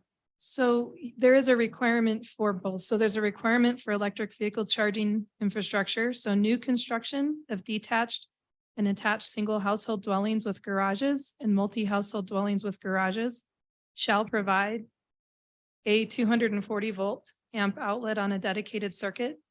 And then there's some information on location for that.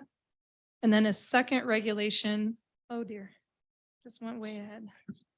So that's mandatory. That's not, Correct. oh, And then there's a second regulation for solar infrastructure. And then in the sustainability menu, there you can add additional electric vehicle charging and solar infrastructure for additional points. so the first part makes it sound like these solar and electric is mandatory, and the second part says it's not mandatory. You have to choose. I don't get that. Because the memo says either or, but what you just showed doesn't sound like that at all. They're both required. Yes, they're both required. The new electric vehicle charging infrastructure is required for certain instances. And then solar infrastructure, new construction of detached and attached single household dwellings and multi-household dwellings shall provide the following infrastructure. So in solar, you're providing the conduit and the infrastructure for solar in the future. May I ask a question about that? So what about commercial dwellings? I mean, the solar infrastructure seems to only apply to households, household dwellings. So if you have a commercial enterprise, does that solar infrastructure requirement also pertain? No, it just apply, it just pertains to dwellings for the language in the. Is code there a currently. reason you did that, that you excluded commercial properties from requiring solar and electric? Excuse me.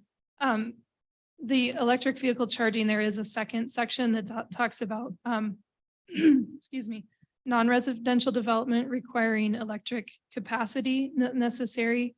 So for electric vehicle charging to create the infrastructure in place. So in your dwelling units, you have to we're requiring the actual units for charging, and in commercial, we're providing the infrastructure to install the chargers at a later date. With solar, it's pretty typical to just do households rather than requiring it on a commercial property, but you can place solar on a commercial property via the menu, incentive menu, and get additional points towards your project. But the menu is an option thing, right? Kind of like when you go to a restaurant, you can choose off the menu. You In other can- words, it's not mandatory here that new commercial construction be have solar. Correct. The menu, you are required to achieve 5 points off of the menu. So that could be one of the options that you choose, but it's not required for commercial to have solar. Well, I'd like to suggest to council that we just require new construction to have solar, whether it's commercial or residential or multifamily. I don't see a problem with requiring that. We all know it's the way of the future, and that's what we're working on here, and not have it be optional. And the same with the electric charging part is already taken care of, but it sounds like commercial properties aren't requiring solar under the code. And Nancy? Well, I'm certainly supportive of that. I'm not supportive of doing that on the fly tonight. I think the proposal is that the plan has been that this would come back to us in 6 months and a year. And we've seen this multiple times now. And to try to do this sort of thing on the fly at second reading, I think is very high risk when it hasn't there was substantial sustainability input in the task force, if I understand correctly. So I'm just uncomfortable with making a lot of changes at the very last. well, Jeff, minute would that it be haven't been really vetted. complicated to make that one change to say solar is required for commercial? Nancy It's- makes it it's not sound that like so it's complicated that we don't know the second. on the third term fly. effects. Can you, we The just second did and third something term. else on the fly about household decisions. No, that's household been- definition. That was vetted through planning. We saw their discussions about it, and we discussed it at our last meeting as well, or our first reading. Is it difficult, Jeff, to add language in here that says that commercial properties have to have new developments have to have solar? It could be. I don't know the impact of something like that. I don't know what kind of solar they need, what the requirements would be. I'm a little concerned that it could conflict with the building code, energy efficiency code requirements. Because we have building codes that have energy efficiency requirements as well. I'm not sure what they are for commercial versus residential. So I wouldn't want to enact something that's actually in conflicts with current building requirements. So I mean, legally I can add language, no problem. It's just the ramifications of it that I honestly think could be actually a little more complicated than it might first appear. Yeah, and I think, if you think of what you have to do with a property that's in the historic preservation district, I just don't see solar panels going on roofs in the historic district anytime This is for soon. new construction. This isn't for historic buildings. You could have a new property in A new historic commercial district. property in Well, the not historic commercial, residential district? Well, you could have a new property in the historic district, new construction, I believe. It's already, pretty- that's already addressed. I It's- mean, I yeah. think Hannah just said that this requires new residential buildings to have solar, whether they're historic or not. What I'm talking about is adding that to commercial as well. I think we already require, doesn't the new code, didn't you just tell us, Jen, did I not hear you It right? requires the infrastructure in place. It requires the infrastructure in place. So That's already in here, that it's required. I'm just talking about adding commercial, but okay, it sounds like I'm disappointed that this wasn't addressed already.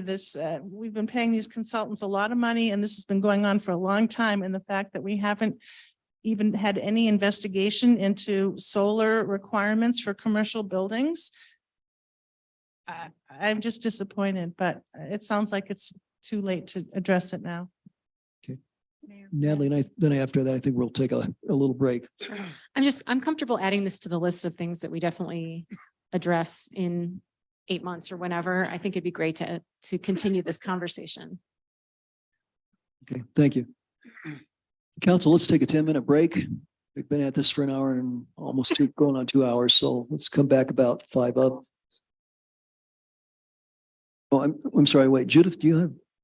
Well, I want to concur with Counselor Johnson. I'm okay with the things we discuss on kicking the can down the road on a few of these things, as long as if we are going to pass this tonight, I want some time limits on these things. I want us to have a list of to-dos and prioritize those to-dos and come back this year at some point that is reasonable and discuss all of them. So I just want to reiterate that sometimes we kick the can down the road and we get really busy and we go, oh, oops, we forget. And then, it's an election year and we're going to get a new council. I'm not comfortable with that. So I'm okay with, and I have to tell you, I've read this thing frontwards and backwards and upside down and I missed it. So, I mean, there's going to be things that are kind of come up where we're going to go, oh no. And that was one of it for me. It was a humbling moment. So I'm okay with that as long as we recap at the end and we have some marching orders to revisit these things this year. And with that, let's take a break till 8 o'clock.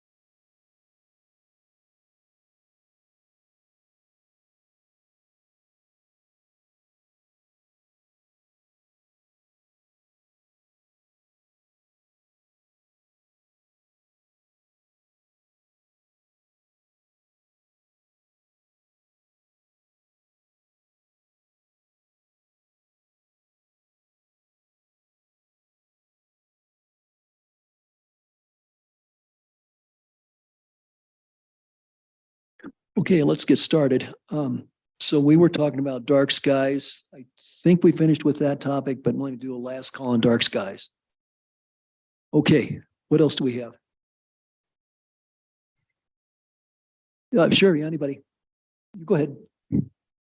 There were a few areas in here where the code currently allows city council to make final decisions, and it says for now on, they're going to be staff decisions, and I was kind of uncomfortable with it. I'd rather that council make the decisions, and I'm going to have to take a minute, I'm sorry, to find what those decisions are. It was in Hannah's memo. I think one of them comes under minor site plan that got added, and it says here that currently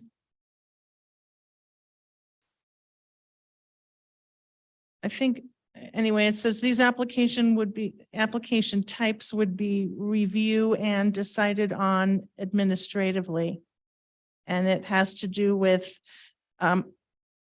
not just the building of single family homes, which wouldn't really bother me, but when we're talking about things like conversions to or from single family homes to two or multifamily homes, I'd really like council to be allowed to weigh in on that application type as opposed to it being administratively determined. It's not going to make us exhausted because it's not going to happen a lot, but I would prefer that we have an opportunity to weigh in on that. Hannah, I'll give you a chance to respond to that in just a. I don't know what page it's on. Yeah. I printed it out, so I have no page numbers. Other counselors want to address this topic here so that it's pretty much. Oh, and then also with respect to the boundary adjustment that got added, the new boundary adjustment, it says that it's currently managed by city council. It's going to be determined exclusively at the administrative level, which I mean staff. And I was just uncomfortable with those two changes. Would it cause any is there a problem with council being in charge of those final decisions, Hannah? Thank you, Councilor Wolf. So in regards to the boundary adjustment, that is a brand new application. Currently, that would happen through a final plat. However, a boundary adjustment is really just one property line shifting 2 or 3 feet in one direction. So it's not a full reconfiguration of a property. It's just like, hey, I've built my fence here and it's existed here for 20 years. Can I just buy 3 feet of your property? Boom, that's done. I see. Oh, in that case, I withdraw my concern because that's pretty minor. However, when it comes to converting a house to if I were to convert my home to a 4 apartment buildings or to 4-unit apartment or a 6-unit apartment, I would hope that that would be reviewed by council and not administratively. So currently, the code would allow for that sort of thing purely through building permit review.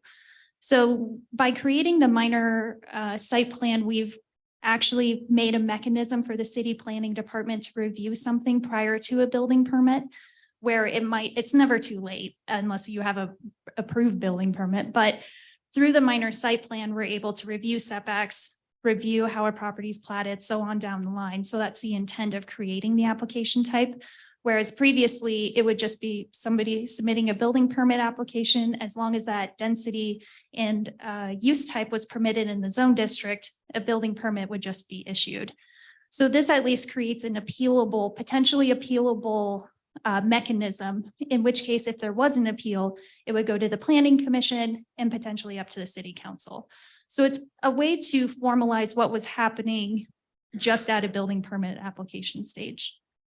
I see. So the new code provides that review would be done by planning only if the applicant were unhappy with what staff decided. It would be an But the public wouldn't have a chance to have planning weigh in on it, only the developer or the builder. Is that right? So it would be, that's kind of how it exists currently. So currently, there is no public notice requirements for a building permit application. For a minor site plan, I'm looking at the table. I believe that there is a requirement. hold on, let me find the line that I'm looking for.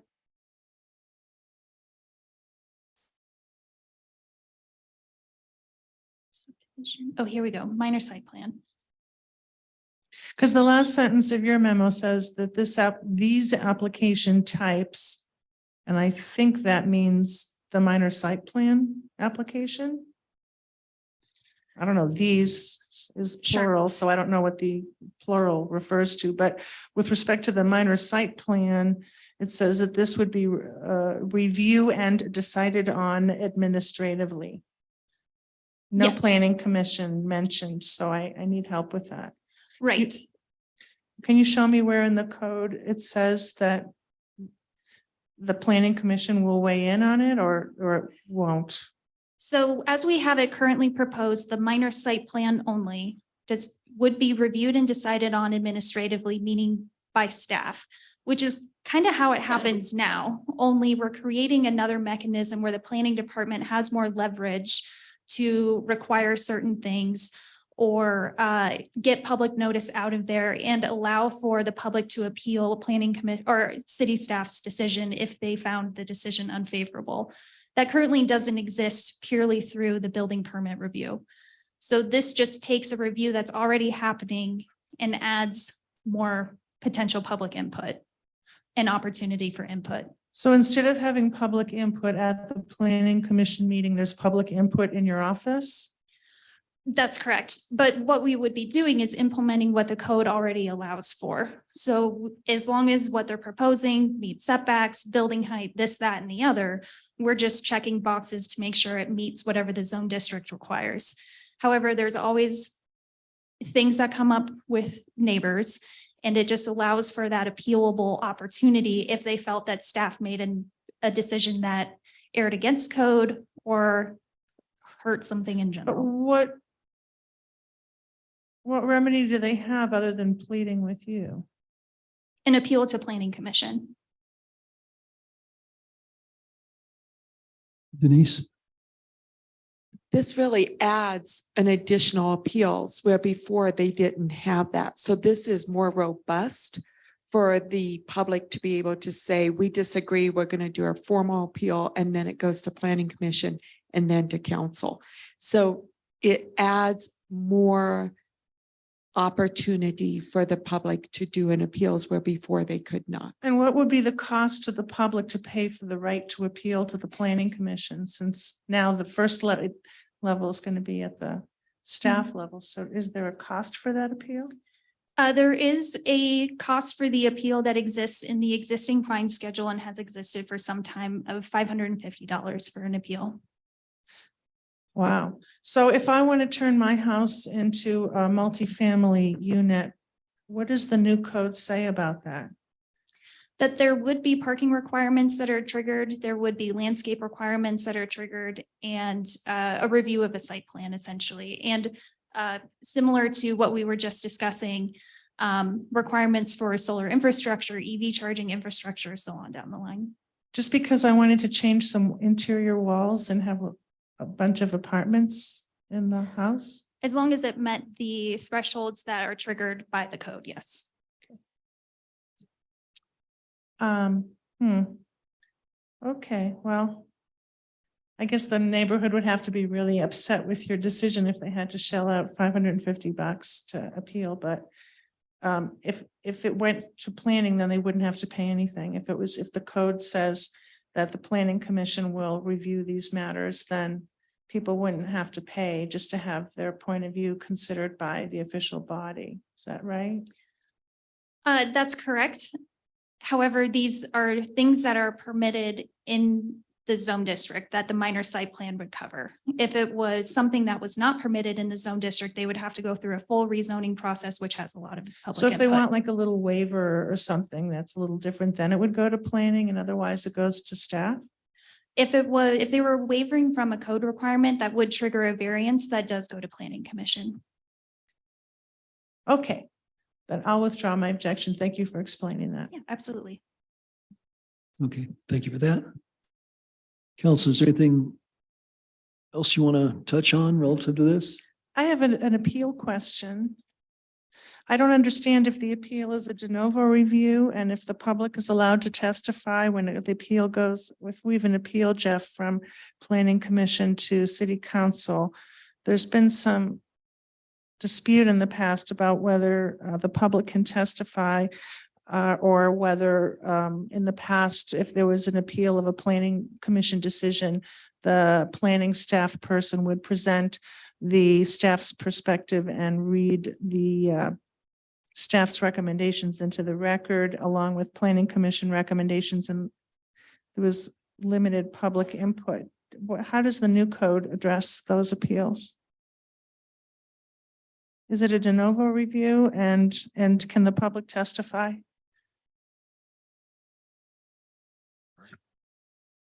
Actually, I don't know if we've actually changed it from the former provisions. I think it remains like an appeal to like an appellate court. So it wouldn't be like a new hearing. It would basically be, I want to make sure I got this right. I'm actually looking at the section right here. Second here, I want to make sure I got this right.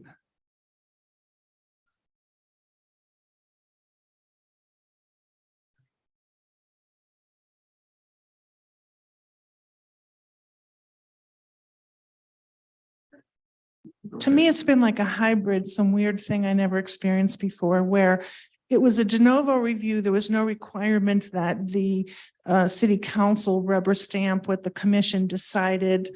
If there's nothing illegal about what they decided, the city council would still make their own decision and would sometimes reverse. But the public wasn't allowed to have any input, so it was kind of funky. Yeah, so yeah, I mean, we can always change it. But right now, like the standard for an appeal remains basically the same as it was before, which is that they failed to interpret or apply the code provisions correctly, like the body being appealed. That they've used their discretion. They substantially ignored the actual rules. And so, basically it would be the same as you would have. It would not involve a new public hearing and a completely new review by the next body up. So you're basically reviewing arguments as to where the mistakes were made, like we've done in the past. I guess I just want to see if council wants that. What Jeff was just saying is that if Planning Commission makes a decision, then even if city council disagrees with it, they have to still accept that decision unless the city council thinks that there was an abuse of discretion, which is pretty radical thing to conclude, or that they misinterpreted the law. Otherwise, you got to do whatever planning says. Is that what you want? That's Because what the we got. alternative would be that you would have an entirely new hearing. Right. And you just basically, doesn't matter what they thought before, you just go through another public hearing process, evidence is presented, public comment gets made. That's not, you can do that too. If we change the language in the new code. I mean, are you all comfortable with that? Just giving that much authority to the Planning Commission that whatever they decide, and we can't change it unless there's something pretty radical, like abuse of discretion. Can I Hannah, yeah. add something? Well, let's let Okay. Hannah give her So professional standpoint. as I understand, or as I read the proposed code, the city council has the option to either choose to have a de novo hearing or to have a normal public hearing. So it would be at the discretion or at the advice of either the attorney or by the mayor to decide what type of hearing you will have. And so with the current code, you could choose whether you wanted to have a full public hearing with public input or to limit the discussion as you've. Yeah, de novo hearing is when you don't limit the discussion and you're having a brand new hearing, Oh, just thank you. like it was at so I shouldn't be using that word, but that's different from what Jeff just said. So what does the code say? So the new version you're saying has the call it option to decide which hearing to have, the proposed version? Am I misreading? I probably just missed it. I hate It's to. just in item E4 of the appeals section, it says page 169, its appeals is 18.06.3.10.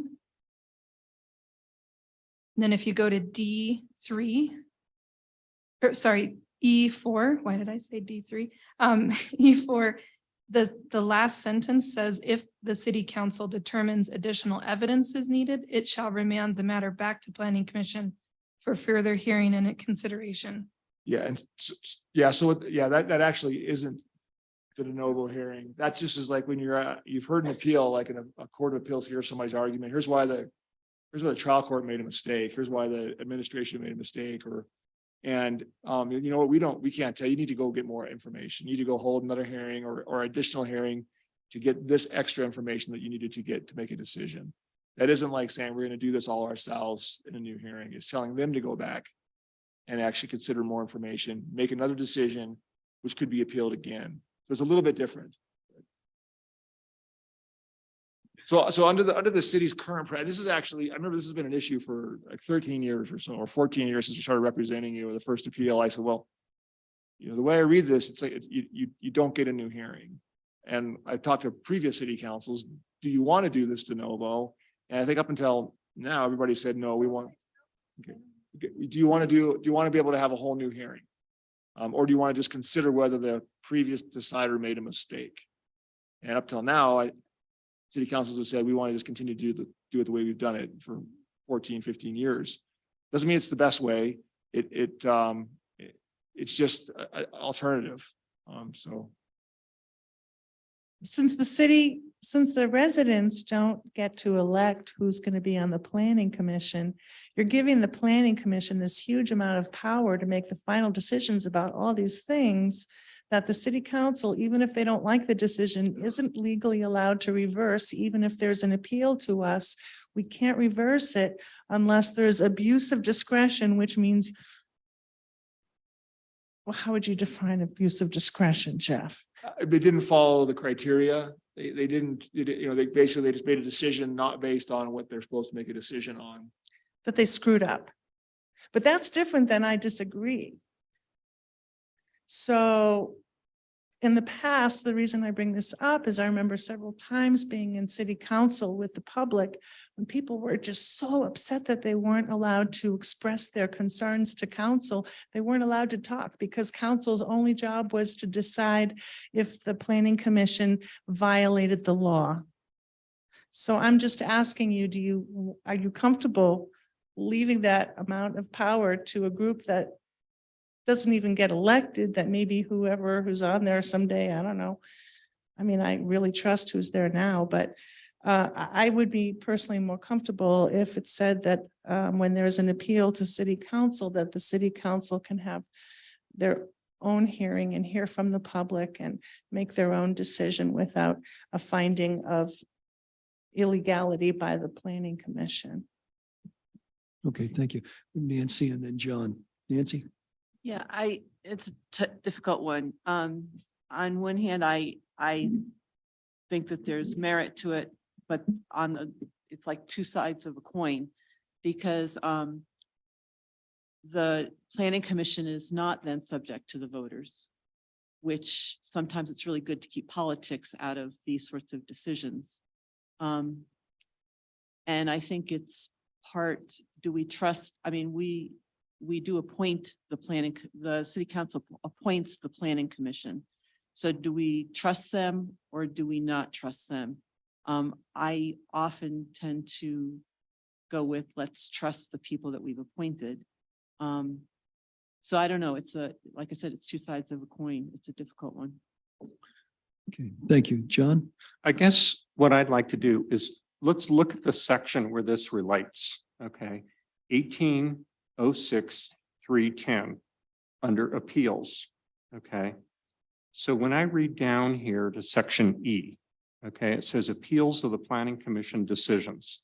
1, notice of appeal. Any person may appeal to the city council any decision of the planning commission in relation to this chapter by filing a written notice of appeal with the city clerk.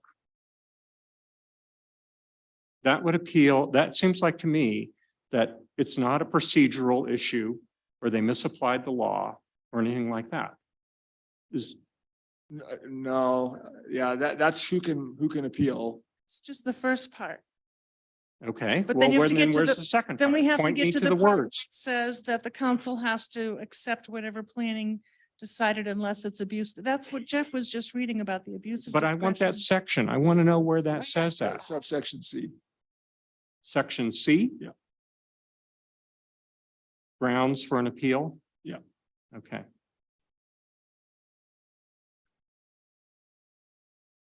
We're on, what is the site again, Oh, please? 18. 186310, 310. subsection Okay. C, grounds for an appeal.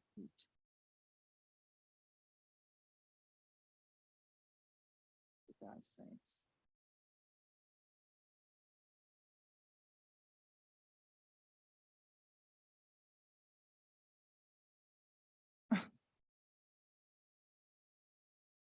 So I believe in the packet, that is 168, if people want to follow along by the Yeah, page number. That's correct. That is 168. I guess I'm coming to this as a layman, and it looks to me like this is reasonably well thought out. Yeah, I'm sure any law could probably be made better, but well, no, I'll take that back. Well, it just depends, John, if you want the final decision or if you want planning to have the final decision on things. That's really what it comes down Okay, to. right. And generally, I feel like the planning commission makes often some pretty good decisions. I haven't sided with them all the time, but yeah. Yeah. Let's go around the table and see how council feels. Let's start out here. Michelle, what's your thought on this subject? I'm good with the planning commission making the decision. Okay, thank you, Judith. I'm really appreciative of the fact that you brought this up, because as someone who doesn't have a legal background, I would have missed this also. I think this needs to be amended. I think we have a wonderful planning commission. However, I think it comes down to they aren't elected by the citizens. They are appointed by council. And I think that this gives us a safety net. I think we need, I think for the citizens to be able to have recourse. So I support changing this section to reflect that. Nancy? Yeah, I don't have a need to, I'm like, come see, come saw on this one. But I'm on the side of, at this point, leaving it as it is and looking at some of the data. Because I'm not aware of how big a problem this is. I haven't been exposed to seeing a lot of disgruntled people that didn't get what they wanted at the planning commission. Okay, and I would be content with leaving it the way it is. There are some concerns here, and I think if we wanted to visit those at some point in the future and give it some additional thought, I could see that being a reasonable course of action. But I think that we have in front of us tonight is a huge improvement over what we've had, and I'd like to see this approved. John? Well, I guess I'm somewhat troubled by this. I think this section C is, I'm not certain where this came in and whatnot, but I guess I always thought that essentially our boards and commissions are essentially advisory to the council.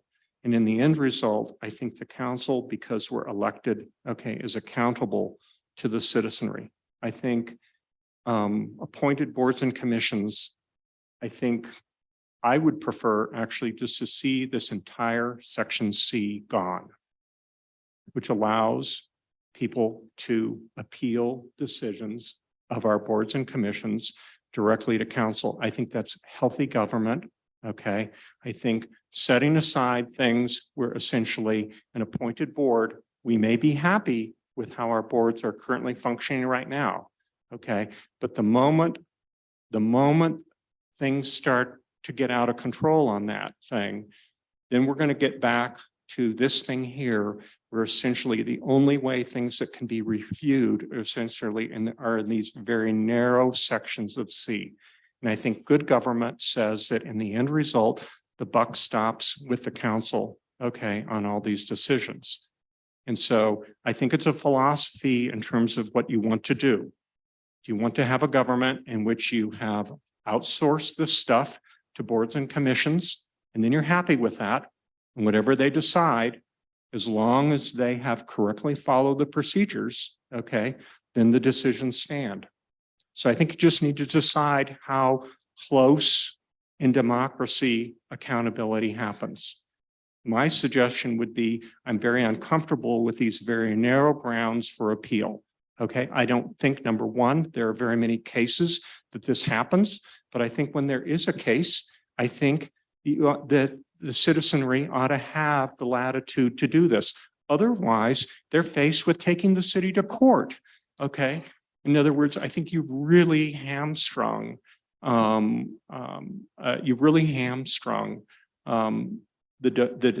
democratic process. So I would like to know what the effect would be if essentially just section C was just deleted.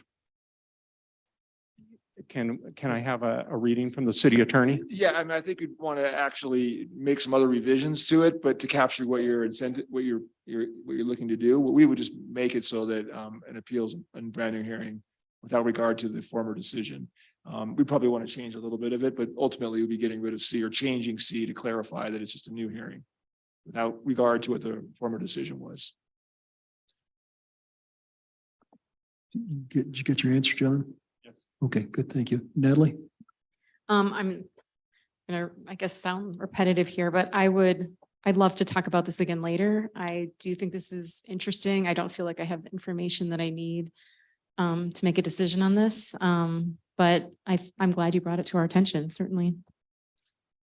And I know I've talked a lot. I do want to say that this happens so rarely, in part because who's going to pay $550 for an appeal? Unless you really care about it. And it usually involves lots of residents coming together because they're really concerned about something. So it's not like the city council is suddenly going to be so busy. But I do like the idea of our ability to weigh in with our own decision and our own opinion if we need to. I may agree with the planning commission 99% of the time, but I want the option legally of saying, we're going to tweak this one little thing. It's not illegal, but we're just going to tweak it, or we're going to do something a little different. I don't see what the big deal is. I don't think it's dissing the commission. I have the highest regard for the commission. Mayor. Okay, thank you. Judith? So I have no problem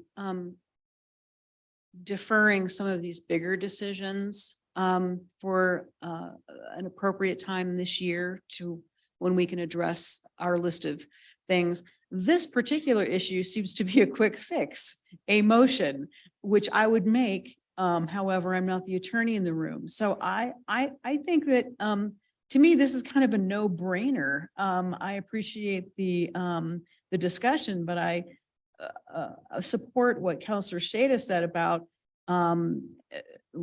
good governance. And if I would certainly second a motion or try to make one with some help to just appeal this language to what the city attorney recommended that we would do. So I think that this is something that's such a quick fix. I don't know why we're like, researching it down the road. I don't know. I think that's something we can handle tonight. Okay, thank you, Judith. And we've gone around the table. This is kind of an interesting situation. I think the sentiment seems like four of us are sort of gravitating to say that it's okay as is, but we would entertain the idea of going back and tweaking it. And then there are three of you, Julie, John, and Judith, who'd I think like to tweak it tonight. So maybe we can cut to the chase. Jeff, this isn't really fair to ask you to do this, but maybe you could just kind of make a recommendation and see if that strikes a chord with council. Yeah, I mean, maybe we can fix this tonight. Well, I think I can change this not pretty easily. I don't have a real dog in the fight. I think that actually there's pros and cons to both approaches. And I think having a new trial could actually be good in a lot of situations. I know we've had issues where you're only supposed to be considering what was presented to the planning commission. And then somebody wants to come in and give you new evidence, and we have to have an argument over whether that was already presented or not presented. So there are some good reasons to do this. I think the main reason, two reasons to not do it, which once again, I'm not advocating either way, would be the burden. If there's a burden on city council, it happens a lot. It doesn't happen that much. So it would take some time. The second reason would be just policy wise, how much authority do you want to give to the planning commission versus how much do you want to have for your own? That's what Councilmember Shada mentioned. So I think if you wanted to go with the, let's change this to a new hearing. And this language is frankly from your code pre my time as your city attorney. It's been in your code forever. What I'd recommend you not have me try and rewrite it here, but just give me, if you approve it, with direction to make the appeals process a brand new hearing. Without regard to the former decision, I can make the revisions to this really easily and get it to Hannah in a day or so, if that's what you want to do. Well, let's see, council's pleasure. I guess my gut feeling is that might work. I Okay, guess I'd like to make a motion that we Well, direct. I have a quick question though, Yeah. I'm just a clarification. So there's a hearing at the planning commission. We don't receive any of that information. We have to start all over with a new hearing. Like we don't get their recommendation, or we do get, that's what I'm wondering. I don't understand. Like, that's why I literally do not understand what we're voting on because I don't understand. Oh, that's cool. I'm Okay. glad you said that. So, planning commission makes decisions all the time. And a lot of they also make recommendations. When they're tasked to make a recommendation, it always comes before us with their recommendation and we get to have the final say. But You read the transcript of, we would everything. get that Because this it's just a time. So plain when old you say a new recommendation. hearing. Oh, but wait, give me Okay. a minute. So recommendation is just this is my recommendation. It's a casual thing. They had a hearing, they spent hours and hours on it. They had a staff report, they have their decision, they vote to make a recommendation to city council that we think you should vote yes for this one thing, whatever it is. But what we're talking about today is not the recommendation kind of thing. They're also allowed to make final decisions on certain things. And whenever an applicant doesn't like that final decision, they can shell out the $580 or $550 or whatever for an appeal and come to city council for an appeal. And right now, when we get an appeal, we get the staff report, we get the minutes from the meeting, all the comments that were made by the various commissioners, and then the commissioner's final decision, 6 to whatever it was, 6-1 or whatever it was. And then if the applicant doesn't like the decision, if it's a decision, not a recommendation, if it doesn't like the decision that the planning commission made, then they pay the money to us. We get the staff report and and we're only allowed to change the decision if the planning commission screwed up and did something illegal. I'm saying, why don't we just start all over? I don't like the screw up, get something illegal requirement. If we feel, okay, it's not illegal, but it's not the best decision. Right now, we're not allowed to change it. We're also not allowed to hear from anyone in the public. We just read all the paperwork from the planning commission, and all these people from the public may come in. I wish I could remember what the issue was when there was like standing room only in council years ago, and people were so upset because council said, sorry, your opinion, you should have showed up at the planning commission, or, oh, that 3 minutes you had at planning commission wasn't enough. Well, too bad, because this is the kind of review that we can only change the decision that the commission made. If there was something illegal, we don't get to hear from any people about that. We're going to look at all the paperwork and we're going to make our decision if it was illegal or not. But we don't get the option, we automatically have to restart a whole new hearing. We don't get the option of We just don't. reviewing the previous one and saying, we don't feel like this is appealable. Well, right now, the only thing we're allowed to do is look at the paperwork and decide if the planning commission violated the law or not. I'm just What feeling like I'm- I'd like a what I'm third proposing- option. I'm proposing that if they're in, and then this is it doesn't happen very often. It's once every few years. But if there's a big issue that people want to appeal what the planning commission decided, and it was a decision and they're appealing it to us, that we should be allowed to have our own little trial and have everybody come in and how we always do and say their opinion, public input, discussion, blah, blah, blah. It's a quasi judicial process and we vote. But right now, we're not allowed to do that. We only get to vote. Did they break the law? Well, not really. Okay, well, then you're stuck with whatever they decided. Next issue. But there isn't an option, like, I'm just wondering if there's an option C we're not considering. Like, there's A, we have to do this one thing. There's B, we start it all over. Is there a third option where we can review it and say, we feel like this matter's complete and not go through a whole new, like, I'm just saying, Oh, what I'm you're saying suggesting that is, council can there would- be A, B, C, and maybe even a Oh. D that Oh, we're not that's creative. considering? So That's you're all. saying that council would have the option of saying, we don't want to hear from the public on this. I The think just paperwork that, is sufficient. correct. We're going to make our own decision. Forget it. We don't want to hear from you. that we've heard from you, that we feel like this We haven't heard matter, from them. but we feel like we have the information. I'm just saying that I feel like that there's potentially a third option. That's all. Okay, I get that. Yeah, so that's what I'm just thinking that, You'd have to figure out what standards. I guess the standard would be if you feel like you have sufficient information that you just are assuming that no one in the public has anything to help you with your decision, that you're all knowing and you don't need to hear from them. I'm all knowing, Julie. Okay. I thought we knew that. I don't know. I don't know what, if that's up, let's vote. I was think, just trying to figure out, I'm just if saying people that pay I all think this that money for- sometimes. if people Just- pay just all one this person money talking for a to you, commission, for an Thanks, John, appeal, I'm sorry. then maybe they want an opportunity to express themselves, to speak, to have their neighbors express themselves and then have us decide. But I don't Yeah. like to waste people's time either.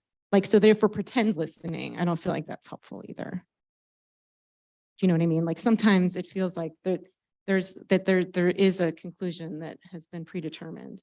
And that if you're pretend listening, that's how people do complain about that, right? That they come in and we're not really listening because it's already been decided. So if we'd have people to, feel like we're not listening to them, then we should just not allow them to talk. I don't feel like that's helpful. Okay. I guess, Okay. can I make a Rachel, suggestion that maybe we have staff come back? Because this is what I ended up doing while we were having this discussion. I searched for the word final decision all the way through here. Okay, and I guess I'm not terribly clear all the points in the code in which the final decision is delegated to a commission. And I guess it would be really helpful for me to know what that framework looks like. See what I mean? In other words, because I'm just trying to figure out how tight this is so that essentially what Julie's talking about, in which people cannot appeal except for process and legal things, whatever that term is, to council, which I think is first off, that's a pretty big burden, okay, for the public to try and figure out that process wasn't followed. Okay, I think that's a lot, okay, for the public to figure that out. And I think that almost means you end up having to hire a dang attorney to then look at the whole public record and go, oh my gosh, they didn't follow their own rules and blah, blah, blah, blah, blah, and that kind of thing. Okay, so I guess I would like to know how often this thing here ends up being triggered. Because I cannot find, by just doing a word search in the code, final decision in terms of how this attaches. So I guess Okay. I would like to have some more information. I'd like to have Mr. Parker respond to that if you could. Yeah, Give us opinion. I mean, I'd have to look at your code and see who makes what. Is it the same in the new code? Knows, I think Alan Delwich, who's here, knows which kind of decisions, which kind of matters are those that the commission makes a recommendation to council about versus which issues are those that the council makes a decision. I don't think the word final decision will show up, John, in the code, because I don't know that the word final is there, but just the decision. But I bet Alan knows. Don't you Well, know? but that's the term that's used. Commission knows. That's the Okay, term that's let's- used, is let's- final decision. Let's hear from our planner. Okay, Hannah, you have the floor. So this is why this is my favorite section of the new code. But all the decision points are right at the top of chapter 6 in the procedures table, where you know exactly all the different application types, who makes the decision and who and according to the appeal section, where those decisions are appealable to. So with that list, there's an X box if it's an administrative decision that's being staff level, a decision point for planning commission and decision point for city council, as well as a letter R for when planning commission recommends something to city council. That's not, that makes the process way more understandable than your existing code, which is just text. And one of the huge improvements with this new LUDC is that you don't need a lawyer to know when city staff is not following the code. You would be able to just easily find, oh, you guys didn't apply this code section, why not? Versus now there's bits and pieces all over the place. So, and if I could also add to, in regard to the appeals discussion, I would be completely in support of adding the option of having a full public hearing. That's actually what I'm used to doing, where city council or the chair or the mayor has the ability to decide whether you want to have that full public hearing or if you want to limit the discussion. So it would be based on you having all the information and then you deciding what you wanted to do. Okay, thank you. So Ju- can I ju- ask just- Hannah a quick question? So where is that table you're referring to? It's at the top of chapter 6, which is starts on page 159. And that code section is. if So it's 18062, the procedures table? That's correct. Okay, thank you. Mr. Parker, I don't know if you had any follow-on thoughts you wanted to express. No, I'm glad Hannah pointed out it's right here in the code. I was just looking at it a minute ago and forgot it was there. No, I honestly think that, yeah, there's pros and cons to both ways. I have really no dog in the fight. I think that having the de novo hearing is not a bad idea. I guess I have not seen where there's the third option, but it sounds like you could have. The question is, who makes the decision regarding which option to take? Is it made by the mayor? Or is it made by all of city council? And part of me starts to think like, how many options are we going to have? How many hearings are we going to have to decide the option? Then we have the hearing decide the option, then we go to that. I get a little worried we're making this too complicated. I'm not really joking here, but another option is to just say, city council is going to hear all these and decide all these, because I think if you do an appeal, I guess the price could be a disincentive to appeal, but people basically get 2 hearings if they want them. And if you're not happy with the planning commission's decision, you just go to city council. And so I guess a little bit, it doesn't really matter who you want to have the ultimate authority. It's just a policy call. It's not a legal call. Okay, great. Thank you. That helped me. I hope it helped others. Okay, council, we need to make a decision on this point. John, you had, I think, suggested you were going to make a motion. Are you still interested in that? Well, my thought was to just get rid of section C altogether. That gives that rather thorny definition, which I think if we got rid of C altogether, okay, the way I would interpret it, and the city attorney can maybe tell me different, means that citizens can appeal any decision to the council for any reason, and we've gotten rid of all that, the narrow language, okay, that constrains them from making an appeal. Yeah, I would just change section C to be clear that this is a new hearing that's considered on its own, like de novo, basically. I wouldn't just get rid of it. Because then you're like, well, wait, exactly what is this for? I would make sure I change section C to say an appeal is basically a new hearing in front of the city council. Without regard to the decision made by the planning commission. And could it be also cleaned up to also say that any decision can be appealed to the council? So it's clear that citizens know what they're allowed to do. Well, because it's not clear to me back in that table what is appealable. I'm sorry. Yeah, so there's two appeals. There's an appeal of an administrative decision. Right. That goes to the planning commission. Yes.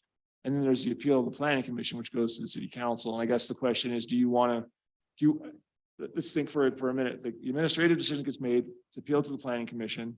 Don't like that. Can that be appealed to the city council? So there would be three de novo reviews of an issue that's administrative. And then there would be one de novo review if it goes to the planning commission initially. Or do you want to give people who have an administrative decision, one appeal to the planning commission that's de novo, and that's it? I guess the question would be, where do you want to stop the appeal if it's an administrative decision versus, it's easy if the planning commission, you get one appeal, city council. What do you want to do about the administrative decisions that get appealed? I guess from my standpoint, I always feel like the elected body, okay, which is accountable to people, ought to be stuck holding the bag for the final decision. Okay. And to me, I think it happens so rarely that somebody would go through all that process of arguing with an administrative decision, then maybe paying $550 to take it to the planning commission, and then being unhappy with that and then taking it to council. I think that's so rare. Okay. But I think to have that pathway, I think is healthy. Okay. I don't think it means that we end up with a whole bunch of extra work. Okay. I don't think that it's going to be very often that it's going to happen. Okay. But I just think it's healthy to not limit people's ability to appeal things. Okay.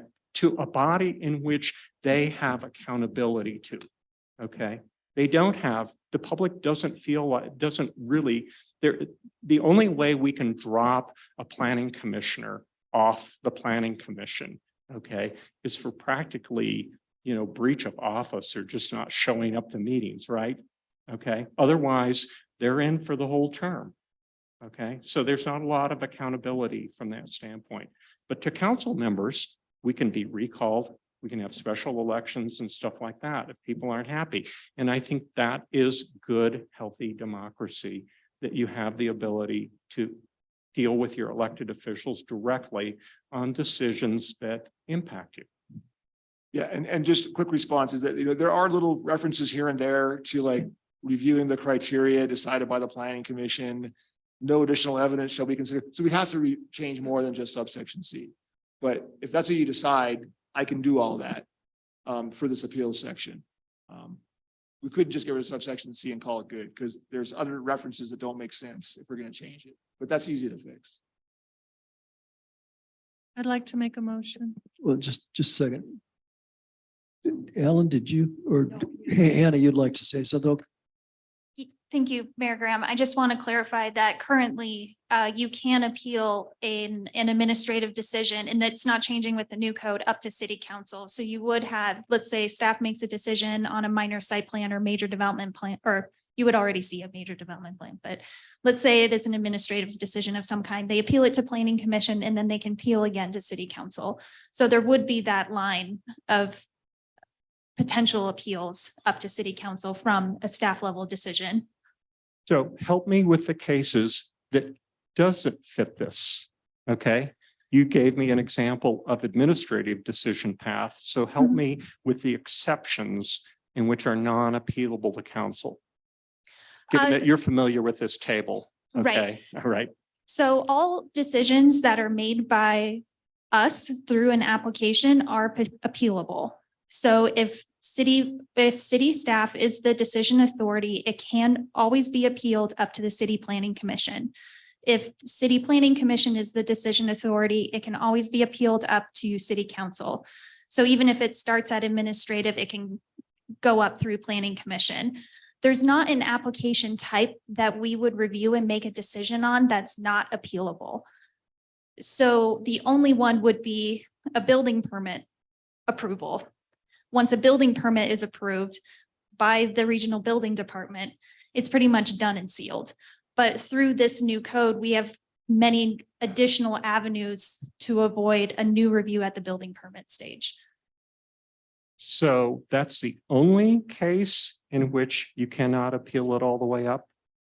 So unless the application is initiated by city staff, like a amendment to the zoning code, which then you would hear anyway. But yeah, variances, rezoning, conditional use. Oh, sorry, let me look at administrative staff level decisions. So a short-term rental permit for a renewal could be appealable. A long-term occupancy permit, that's a renewal, would be appealable. Temporary use permit, appealable. A property improvement permit is just an implementation of a building permit. So there would be avenues way before that that would be appealable. minor site plan, like we talked about, appealable. Minor subdivision appealable. Major subdivision appealable, but you would be seeing those major development plans before the major subdivision anyway.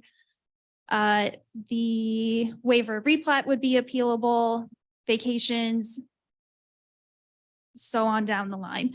There are some that are just implementations of documents that you would have already reviewed or had the potential for public input, but again, would still be appealable. We would just be doing what was already approved. So can I ask one more gnarly question, Mr. Mayor? For One section more. C, when does that apply? Right, so that applies to make sure that somebody isn't making a frivolous application. So let's say that you don't like your neighbor Brett. He can't just appeal because he doesn't like his neighbor Brett, who's hoping to do an addition onto his house. He would have to be able to point to a code section that says you didn't follow X, Y, and Z. So it kind of hones in potentially frivolous applications and gives, and again, there could be a question on interpretation on whether something was interpreted correctly that would go to planning commission and city council to make a decision on. But they couldn't just delay a project just because, you know, they don't like the color green that they're hoping to paint their fence or something along those lines. Just to be clear, like subsection C applies to every one of those appeals. So which types of applications get appealed, Hannah just listed off, that's in your table. The grounds for the appeal is what is subsection C, and it applies to every one of those. In other words, I'm not suggesting that we expand the kind of things that people can appeal. We already know, Hannah just explained, all these things are appealable. You can appeal and appeal and appeal, but what I'm talking about is after the appeal is paid for and we're here, do we want the right to make the final decision based on our opinion, based on the law, based on the public input? Or do we want to be forced to accept whatever commission, the planning commission decided, unless we find they violated the law, exceeded their discretion, you know, or misunderstood one of the words in the legal in the law or something. In other words, we're almost always stuck with what the planning commission decided unless there's some illegality. That's the part that bothers me. I think in the rare situation when there's a really important issue that comes before council as an appeal from a planning commission decision, we should have the right to hear all the evidence from the public. The public should have the right to give us their input, and then we decide what we think is right. That's the issue. It's not how many different situations can be appealed, but what happens during that appeal. How much discretion do we have, or do we have to pretty much rubber stamp whatever they did? We can't hear new evidence. We can't hear a new person was out of town when the planning commission was making their decision, and now they've come to council right now. We're not allowed to hear from them. Too bad, you missed the meeting. We have to rubber stamp what they said unless they did something illegal. And I'm just trying to change that one part where we can just make our own decision. Like we did with the COG. COG was a recommendation from planning, and then we got to make the final decision.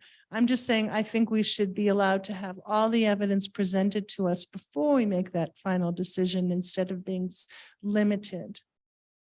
But there isn't a way to let that process happen first. And if we like that process, it just automatically goes to a new review. I guess that's where I'm kind of weird with it. I don't know. It's not automatic unless you pay for an appeal. There's nothing automatic. If the planning commission has the decision-making authority on issues like they do, most of them end up right there. It's just the rare person that would come and say, I don't think that's right. I want to wait. I want to have my own hearing in front of council. Okay, but we couldn't set it up so that it goes through the process we have right now. And then when we see it, we say, ooh, I feel like this person should have an opportunity to have a new trial. Could we decide in that moment? We could do it that way, Jeff. As Jeff pointed out, that seems unnecessarily complicated for something that happens so rarely, but you could do that too. Yeah. So can I make a motion? I was gonna hope, so I was hoping somebody make a motion. So please, yeah, do it. Well, you had your green light on, so I thought maybe you wanted to say something. No, that's fine. That's what I was gonna ask for. I move that we direct our city attorney to modify this section 18.06.3.10 and labeled appeals to rework this section so that when there is an appeal from a decision made by any commission that is made to city council, that there be a de novo review. I'm sorry, I don't know, that's the legal term for it. A full hearing where the public has an opportunity to express their views, and then the council votes on what they think is right. And that hearing will, of course, include staff report, commission recommendations, and all the paperwork that came before. That's rather a long Can I Is that get too a, wordy? can I get a, motion. I think we need to have a couple clarifications on that, Yeah, just so yeah. we're voting on the right thing. So I guess if I was looking at a de novo hearing, I would think that you would not be looking at the old transcript, the old decisions, and having a whole new hearing. I would say you're having just a whole new hearing. Because then you're like, that's number one. Number two is, what about an appeal to the planning commission of an administrative decision? Is that going to be de novo as well? Just like it would be to city council, it'd be both. Any appeal is going to be de novo. Okay. So I'll shorten it, John. Yeah, I move okay. that any appeal be de novo. I second that. Okay, we have motion a second. We'll. And that we direct the city attorney to, modify the language as necessary to accomplish that, so there's no contradiction, but that there be a new hearing and whenever there's an appeal. Okay, That's So I have a simpler. question. If that's essentially the simple motion, why cannot section C just say that? Well, Let Jeff, the why don't attorney you- respond. It can, but there's other sections that need to be revised too, because they reference section C and no longer make sense. So I have to just revise the entire section 18.06.3.10. I was just trying to figure out whether we could shortcut this. Yeah, but I'd love to do that. But there's other references back that are based upon subsection C that reading the way it does now. So I would just have to make the revision. It's not a hard job. We got to get it right. So.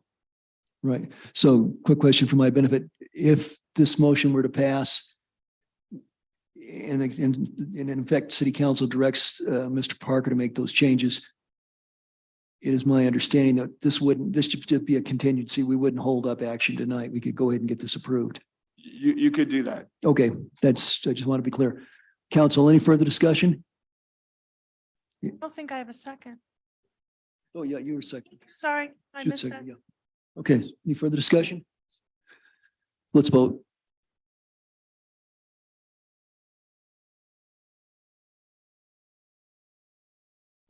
7-0 in favor. Okay, sometimes you're amazed at what you get. Okay, cool. All right. Anything else we need to talk about, council? Any other points? We got it. We're all reasonably happy with what we got. It's 20 years in the making. Okay, Nancy? I move to approve ordinance number 2322, an ordinance repealing chapters 15, 16 and Title 16 and Title 18 of the Manitou Springs Municipal Code concerning sign subdivision and zoning, and adopting the land use development code on second reading, and including the updated definition of household and the attorney's rewrite of the appeal process. We have a motion? I'll second that. Motion is second. Is it clear? I'm uncomfortable with the updated definition of household since we already voted on that. Can we just say, subject to the vote we already Sure. rendered? Yeah, Okay. thank you. subject to John, the you- earlier vote on household. You second the second. Okay. You second a second time. Okay. Anything else? Judith? I support that conditionally with the list of to-do things that will be coming back this calendar year. To include, but not limited to, the affordable housing issue and the dark sky lighting and those things that we are deferring in order to get this passed tonight. So I'm okay with voting for it as long as we articulate and. make And a the list. solar. And this, yes, all of, yes. And I'm sure, knowing, Hannah, she's already got a list. Yeah, so Hannah's list. So Okay. I just wanted to put that as a tagline on the end. Thank you. Is Okay. that a friendly amendment? It is. Well. Could I just say, I would say that that just needs to be guidance at this point, not an amendment. Yeah, I would consider that guidance, better as guidance as opposed to making it, adding it as part of the motion. Are you okay with that, Judith? I want to be, but,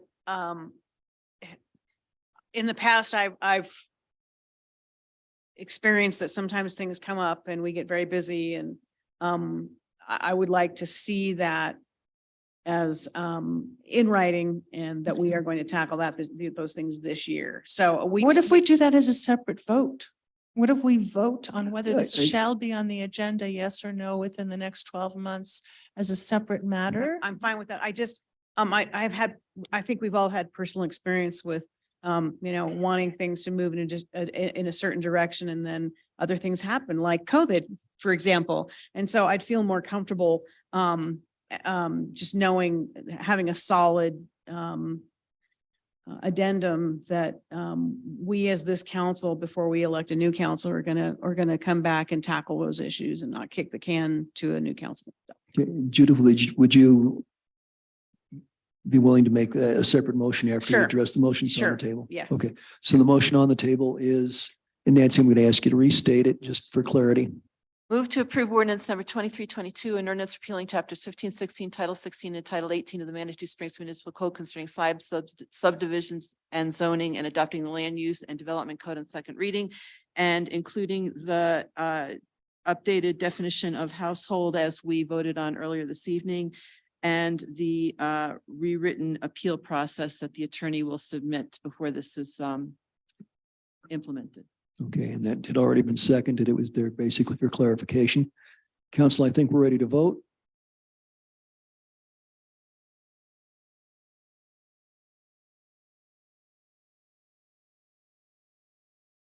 Drum roll.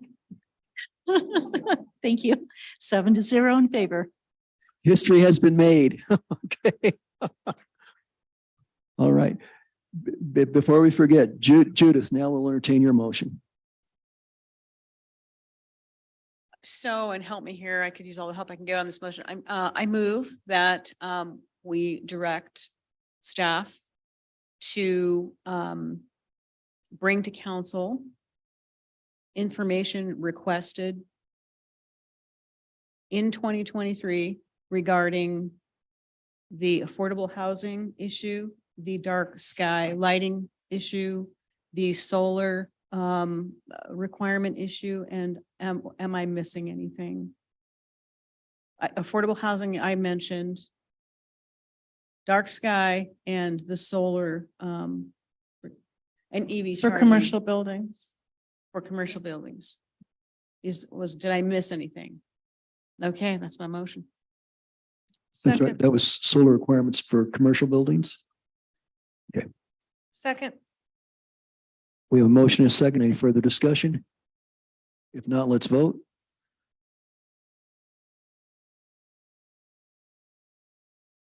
Seven to zero in favor. Okay, thank you. So council, if staff will take that as direction, thank you. Well, congratulations. Good work, everybody. Good job. Um, Thank you so much. Oh, Denise, it would seem to me that perhaps it would be appropriate for the city to present some sort of small thank you or token of our appreciation to the members of the committee. I'll leave that to you if that's within your scope of operations.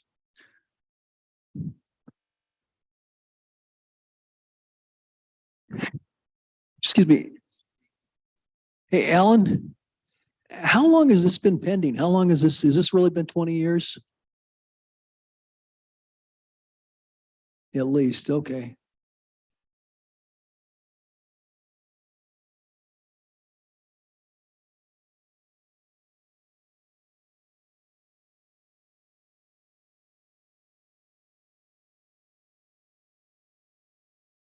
Great. Well, super. We certainly appreciate all your efforts. Darlene, Jen, Ellen, Hannah, thank you very much.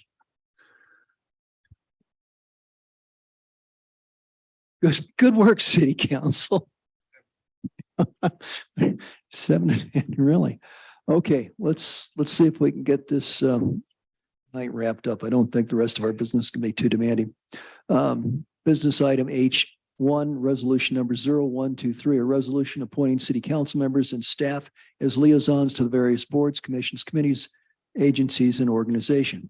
And if you remember 2 weeks ago, I had mentioned that Mayor Pro Tem Fortune she's working on a presentation for March 14th to discuss our effectiveness as a city council with the boards and commissions. So in light of that, it would seem to me that if council members are happy with your present assignments, that would be good. And maybe we could rethink that in the middle of March if you're also disposed. So that said, I move approval of resolution number 0123. do we have a second? Second. We have a motion, a second. Any further discussion? If not, let's vote.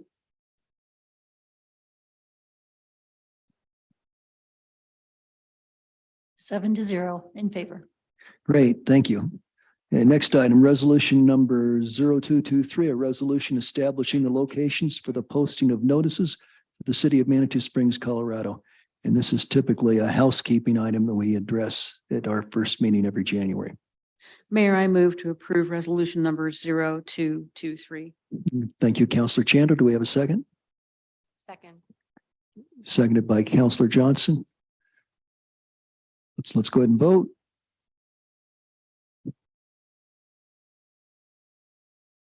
Seven to zero in favor. Great, super, thank you. Okay. Time to talk about receive or act on council correspondence. Does anyone have anything?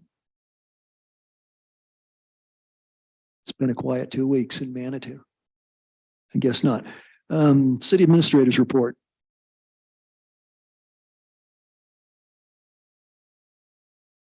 Mayor, I just have a couple of things. A blood drive is tomorrow.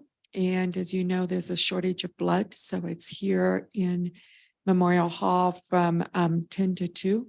So we're doing a blood drive tomorrow. If you could come and give blood, that would be great. And then the Rexton Corridor Design Community Meeting is scheduled for February 2nd. We haven't pushed that out, but I just thought I would announce it tonight so you guys can put it on your calendar. It's February 2nd here, and we'll be pushing that information out in the near future. And that's all I have. Thank you. Great, thank you. Seems to be there's nothing else. I'd entertain a motion to adjourn. I move we adjourn. Second. Okay, all in favor saying vote? I vote.